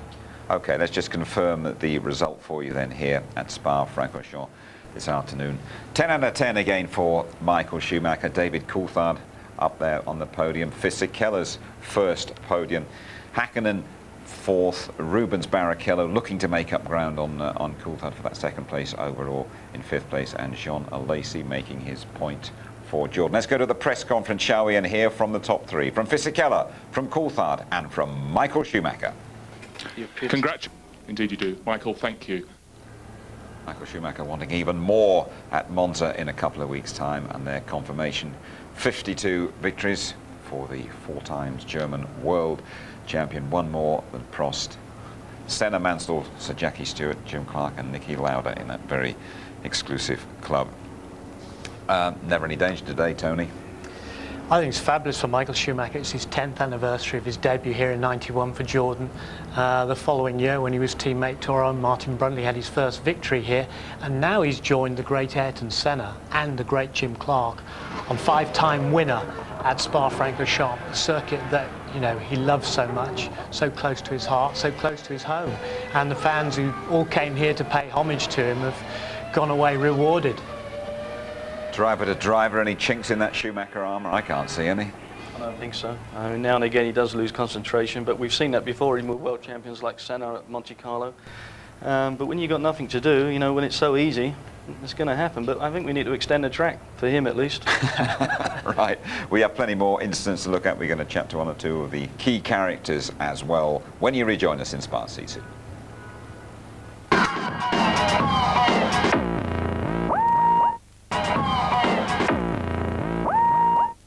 Back with us at Spa, Michael Schumacher has cantered away to victory in the Belgian Grand Prix. Now, Mark, it started off with 2 Williams on the front row of the grid. We expected great things, possibly Montoya's first Formula One victory. What an afternoon they had, though. Terrible, really. I mean, Monty's dream got crumbled very early on. Their hands up in the air, engine stalled. We don't know whether that's because of the initiation of inputting in first gear or something software-wise. But a hard blow for him and a hard blow for the team. Everything that they did yesterday wasted. At the same point, there's the issue there with Ralf Schumacher up on the jack still. I've never seen that before in Grand Prix racing, and in fact I don't think I've ever seen it in racing full stop, and a bad issue, you know, for Williams' team. I mean, they should not make mistakes like that at all. And here's Montoya blowing up at the end, and well, Martin Brundle asking 1 or 2 questions about the reliability of the BMW engine. Well, we saw early in the warm-up that they weren't doing many laps, so you know, a discussion already came up actually between me and Martin that we thought the engines weren't going to be reliable, and definitely for Monty we were proving right, weren't we? Start of the show, if you were with us, we saw Giancarlo Fisichella almost putting a brave face, wasn't he, on his return to Jordan. I think he's genuinely very happy now, isn't he, after that, after getting up on the podium. But how happy are Benetton letting him go? The team love him. Alan Permain, his engineer, has been with him from the start. He's been at Benetton, worked very closely. They've helped develop that car together, along with Mike Gascoigne and his team, made these improvements, which started in Hungary with this, you know, this sort of high downforce aerodynamic packages working. But this lightning starting, just incredible. Button as well coming through, only being foiled at the last minute by Häkkinen going in front of him, Barrichello getting overtaken, and Fisichella up to second place, whilst De La Rosa gets sandwiched there in between Heidfeld and poor old Montoya taking a knock as well at the start. And that's when we saw, look, De La Rosa out of control and actually hitting Heidfeld as they went down the hill. Look again, look at Fisichella's start, absolutely lightning clear. Clearly huge improvements to that Renault engine, 110-degree V, revolutionary. They've taken big gambles this year, and there's the squeeze you saw in the sandwich. De La Rosa getting it at the hit from Heidfeld. David Coulthard's worst qualifying position for 3 years, Mark. He spent a lot of the time in this race looking at Fisichella from behind, and finally got past him for the second place. He drove a solid race, DC. You know, the move was a good move as well. Outstanding when he went around the outside there into the chicane. Was having a difficult time, obviously, because that engine there from the Renault pushing out a lot of its oil, so that's not an easy thing when you're a race driver. When you lose those visor tear-offs, eventually you've got to use your glove and your visor gets smeared, and it does become tough. But he drove well and solid, and a good performance, and, you know, a few more points in the bag. 5th place for Rubens Barrichello. That's a couple of points. I get the feeling, though, he expected more, and perhaps Michael Schumacher was primed here to support him as he tries to get second place in the overall championship. We're pretty sure the team expected much more from Rubens. He lost it on the last day, and in fact, even after the warm-up, he said he'd lost the balance of the car and he was trying to get it back. but he also lost it in after the first round of pit stops, because after the restart he'd been in 3rd place. And then he dropped all the way back, and hence he had to take that fight. And this is the point where he lost his nose cone. And we think that he took too much curb. We didn't see detailed pictures and lost his nose cone, which meant he had to come in for a new one. We're going to hear now from Rubens Barrichello, big pal of Luciano Berti, fellow Brazilian. Here he is with James. Rubens, it's a difficult day for you. You lost the front wing. Tell us about it. Yeah, it was such a difficult day. The second start was crap, and I lost the position up to Fisichella, and then I didn't have the straight line speed to overtake him. Then the pit stop didn't go well. My race was lost. I mean, afterwards, I had a vibration on the tire. I had a bit of everything today, really. So I lost the wing. I lost everything. But the good news is your friend and fellow countryman Luciano Berti seems to be okay. Oh, that's good news, because I've been thinking on the race. I get the impression he was a bit worried about Luciano there, Tony. Get the impression he wasn't that chuffed about his second start either. No, not at all. CRAP, I believe. Yes, speaking from the heart there, but I think he probably still has got time, hasn't he, to put the pressure on David Coulthard, although Coulthard's second place done him no harm at all today. What about the safety aspects of this place, Tony? You think that shouldn't be changed? Mika Häkkinen, former world champion, I get the feeling he's going to disagree with you as he chats now to James. Mika, tell us about your afternoon. How was it, you mean? Yeah. Well, not so fantastic. I mean, my personal performance on the race, I'm happy about it. Sad about what has happened today, you know, lot of negative in terms of accidents and things like that. So, terrible weekend. And you're looking at those corners over there. It's a very high-speed corner, so things like that, if you go off there, it is catastrophic. Not happy with those high-speed corners, Tony? No, he's not. But, I mean, you know, it is the ultimate challenge. And you talk to people like Villeneuve, and he say, this is the ultimate challenge. We don't want to lose it. And if you've got to start behind a pace car here, he says, you may as well not bother turning up. OK, let's hear from Jean Alesi. Terrific battle at the end he had there with Ralphie Schumacher before scoring a point for Jordan. Jean, congratulations, 1 World Championship point, and boy, you had to work for it. No, it was fantastic, because obviously the beginning of the race was a big emotion for us drivers, I mean both of us, because when we have a red flag because there is this kind of accident, honestly it's very hard to start again. I don't know actually the condition of Berti yet, but I hope he's okay. And he is okay. Here's the constructors then. Ferrari away and gone. McLaren holding that second place ahead of Williams and Sauber. 4 points clear of British American Racing and Honda, and they are level, both 5th and 6th. BAR and Jordan both on 16 points. Be sure to join us a little bit later on tonight for the highlights of the Belgian Grand Prix as we look back at a pretty dramatic race we've had here, or races I should probably say. Highlights coming your way later on tonight here on ITV. And there we are, just after midnight, repeated ITV2, just before 1 o'clock tomorrow. Next we go to Monza for the Italian Grand Prix in a couple of weeks' time. We'll give you the full ITV service throughout the weekend. The qualifying show live on the Saturday at 11:30. All the pre-race build-up from just after midday. Highlights at 11:45. The show repeated 12:50 ITV2. There we are then. We salute Michael Schumacher, statistically the greatest ever. Our thoughts, though, are with Luciano Berti. He's okay. We're going to call him Lucky Luciano from now. Bye-bye.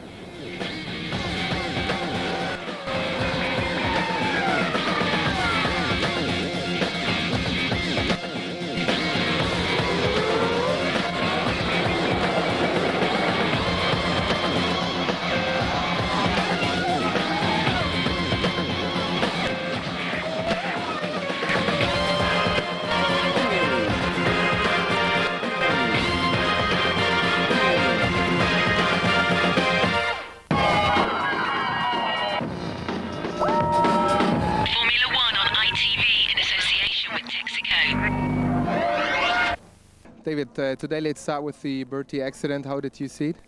well, obviously it was a coming together of two cars that looked a bit tight. He obviously felt he could make a way down the inside, and I guess for Eddie it was difficult to see. But what's important is that the changes we've made to that corner in terms of the runoff over the last couple of years, I think really helped his chances of reducing the incident and also the injury to him. And you know, there's further changes we can make it for next season as well. How did you like your race, especially the fighting on track with Giancarlo? Yeah, it was good. You know, Spa always had added interest when you're coming through the field, and he was very difficult to overtake. Actually, I was surprised. You know, his package was working well. He had good traction out of La Source, and in the end, it took a back marker to help me. But I was there, poised, took the opportunity, and obviously gained the extra couple of points. Second position for the championship now, in a good reach. Yeah, I think so. You know, my goal is just to get the best out of each race, and obviously when I came here I wanted to win. You know, we've had to settle for second, and in the light of what happened during the course of the weekend, that was a good result. We go to Monza knowing that it may suit another car better than us, but we'll do our best and try and get 100% out of myself and the car. Thanks. Under given circumstances, I think let's talk about the Bertie accident. It's difficult to comment, to be honest. I think it would be right to talk about it at this stage. So something will have to be examined carefully and see what we can do to improve situations like that. On track, it was the 52nd victory of Michael and another outstanding performance in Spa. Your comment? Yeah, no, it was a great race. You have to excuse me, I've got to go up to the rostrum, so I'll see you later. Thanks. Things like that, if you go up there, it is catastrophic. Mika, under given circumstances, let's start with the accident. How much did you see about the accident at the beginning? I didn't see anything about the accident, obviously. Very bad. I don't know what has happened to Bertie, but obviously a very serious thing in that speed. You know, it's a top speed is close to 300 kilometers per hour through there. Otherwise, another strange race at Spa. Very strange indeed. Very strange. Okay, that's all. Thank you.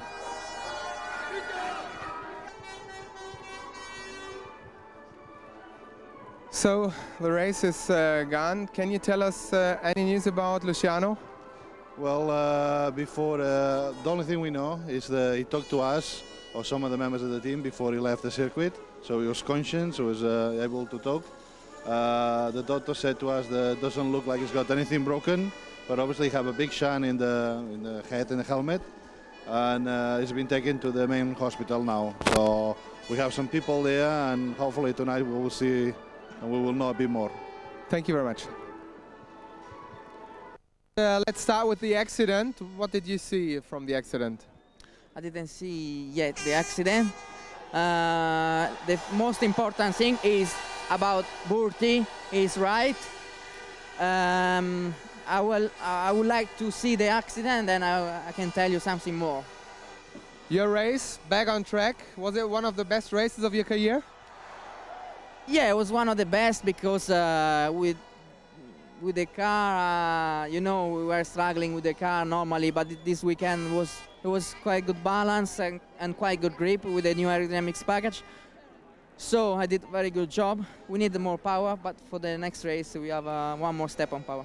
But first of all, we saw some good fighting with DC, with you.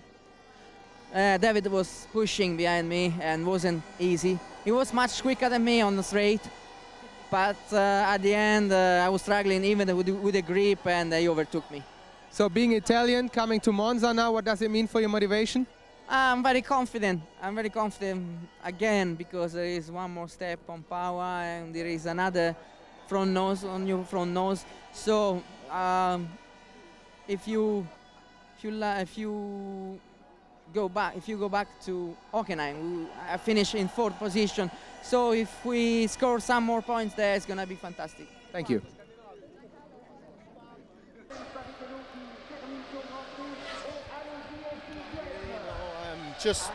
I was obviously going very long into the race. I was on a long one stop, so I was very slow at the start of the race. Just basically tried to hang on to my position. And coming into, I don't know what the corner is, Luch, his front wing hit my rear wheel, and and he went straight on. I spun. That's all I really know. Did you see Burti in the car? You looked for Yeah, him? but apparently he's fine, which is great. Okay, thank you. Okay. Well, yeah, it's better down here, yeah. Well, Juan, let's start with the accident. How did you know about the accident?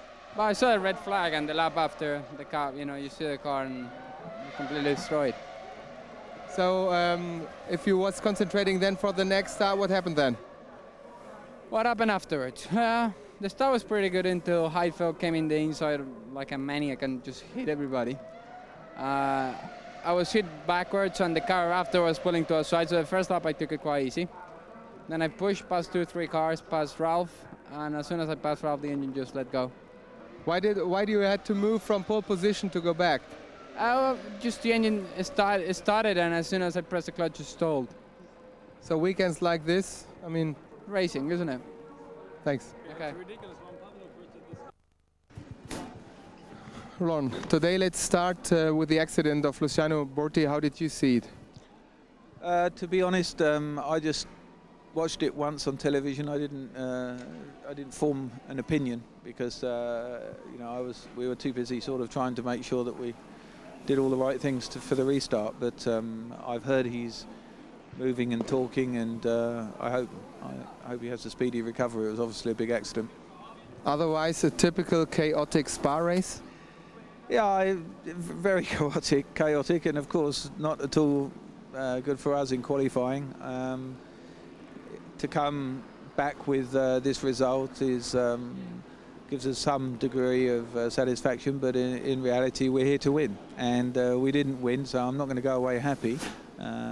It was difficult to think through the various options, the various race strategies that were going on, and feel pretty comfortable that we made the best out of what was a very difficult pair of grid positions. How did you like the way David was fighting on track today? He fought very well, I mean, we're under no illusions it was easy for Michael. Fisichella, whilst doing a very good job in the earlier parts of both the races and obviously having very good starts, he was slow in critical parts of the race, which just let Michael pull away and really gave Michael an easy life. But that is motor racing, and the important thing is to qualify well, and we didn't do that. But if you don't, you've got to try and make the best out of it and be disciplined, behave like a team, modify your strategy, which we did a little bit in the midsection, and get the best result you can. And I suppose second is the best result you can get if you don't win. So when can we expect the drivers lineup for next year? Well, we're under no pressure, and we know exactly what we intend to do, but it's just not top of the list of priorities at the moment. Our biggest priority is to have implement the evaluation that we've conducted over the last 3 months into how to be better next year in all departments, and that's really got the maximum amount of focus. As regards our driver lineup, we're very comfortable with the position that we're currently in, and in due course we'll announce them. Thank you. Okay, thank you. And you're back with us in Belgium, where we have seen another triumph for Michael Schumacher, the Spa master. Coulthard doing very well to recover from his qualifying setback. First podium since Canada last year for Jordan-bound Fisichella. Hakkinen fourth. Barrichello just picking up a couple. A Laces late battle with Ralf Schumacher earning Jordan a point, but they all earn their money in Belgium. Another very strong drive from a not terribly promising grid slot. Yeah, obviously I'm very happy with the team giving me a reliable car. I benefited a lot, obviously, from people dropping out on the grid. But it's obviously helped other people earlier in the year when I dropped out, so that's probably the payback. And I had to work very hard, actually, to get past the Benetton. I was surprised, but they were quick. Tell me about the race. Was it fun, or was it just plain hard work? It was a little bit hard, but because there was a good balance, it was okay. David was pushing behind me, and the straight was very quick, but then at the end, I was struggling a little bit with the grip because I did the whole race with the same set of tires, and it was a bit difficult, but it was the right choice. The actual accident, is that one of those ones that you're going to be replaying over and over in your mind? No, I just seen it there for the first time, and that corner, it's, unless you're clearly ahead, it's not really the place to overtake. And you know, it's just one of the things. Luch is trying to get up there, and I'm trying to keep him back because I was going very long. You know, so I knew I was going to be struggling at the start of the race, but hopefully it would come good. But that's the problem. You're always fighting like hell. The first 10 laps, trying to hold the two stoppers back. You know, so it has its risks, but it can give rewards sometimes. You're off to see him tonight, I understand. Yeah, I'll go and see how the boy is. So then it's a ton up for Michael Schumacher. Decent day for David Coulthard. 9 points ahead of Rubens Barrichello and 13 clear of Ralf Schumacher. No improvement for Montoya. In the constructors, Ferrari, of course, the world champions, and Williams not making up any ground at all on McLaren. Sauber, though, 4 points clear of British American Racing and Jordan. Both have 16. Tony Jardine, the one big talking point of this race, not Michael Schumacher, but that accident. Dreadful accident. Former teammate of Eddie Irvine's, hence his concern, everybody's concern. But at the moment, from the best guesses we've got, you know, the guy is stable in hospital. But a bit of a rookie's mistake as far as I'm concerned, going on the inside there before Blanchimont, 180 miles per hour. He put two wheels on the grass, loses the front wing, loses steering. His right front suspension is broken before he goes in front 3/4 on through those layers of tyres, and somehow survived a horrific accident. And look at the damage to the Prost there, but it survived. The survival cell is intact. Luciano Berti is intact, and that's good news. And it is a big tick for the safety standards that we see these days on those cars. The Prost, the nose looked okay. Rigid structural tests before a car can be passed for Grand Prix racing, side impact tests, frontal impact tests, tests over the top of the roll hoop, all proving its worth now, showing how safe and strong a Grand Prix car can be. Decent day for Benetton, wasn't it, and particularly at the restarts. Fabulous day for Benetton. All the work that Mike Gascoigne has put in, Pat Simmons, look at that, rocketing through on the restart. Giancarlo Fisichella leaving Häkkinen for dead. They're getting past Barrichello up into second place, and in fact Button getting up really well, only being held back by Coulthard on the inside. Meanwhile, back behind there, Montoya's had to start from the back, along with his teammate, gets the squeeze from the inside from Heidfeld. And you just see, look at the power of the Benetton, look at the Renault V10, 3-litre engine there. This radical engine powering all the way up to the back of Michael Schumacher, only stopping at the last minute there, and Button joining in. And then you see the squeeze there on Pedro de la Rosa, Heidfeld on the inside, and actually pushing Montoya out to the outside as well. We knew that they were going to come good towards the end of the season. Indeed, they have. David Coulthard, though, he's spent a lot of time staring at Giancarlo Fisichella and just finally got by him. But this is it, because he'd been at La Source, they got round Benaldi there, but David Coulthard's visor and his rear wing were covered in oil from that Renault engine or the Renault gearbox, and then finally, and you can see David couldn't really see too well through that smear right across his visor. Very brave manoeuvre, 200 miles per hour round the outside at Les Combes, which Häkkinen, of course, did last year in a rather different way to Schumacher when they went past Zonta.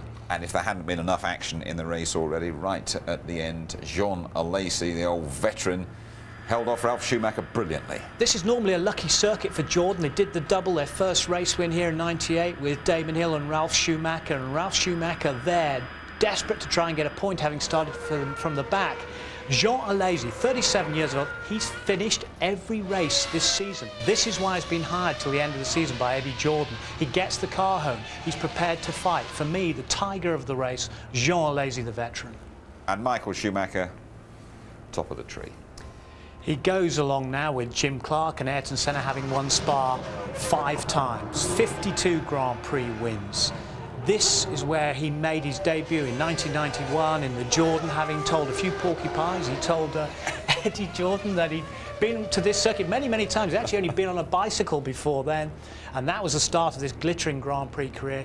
His debut win was here. He gets a hug from Giancarlo Fisichella up on the podium there with Coulthard, Fisichella, and of course Ross Brawn, the technical director and winning constructor for Ferrari. So a fabulous day for Ferrari. Thanks so much indeed, Tony. And of course, Michael Schumacher's birthplace, Kirpen, just around the corner over the German border. In a couple of weeks' time, Monza will feel like home for Michael Schumacher, and we will be there for the full ITV service throughout the weekend. The qualifying live from 11:30 on the Saturday, pre-race show just after midday on Sunday, highlights at 11:45, repeated on ITV2 just before 1 o'clock. So then we salute Michael Schumacher, statistically the greatest of all time, and we wish Luciano Berti a speedy and a complete recovery. Good night from Spa.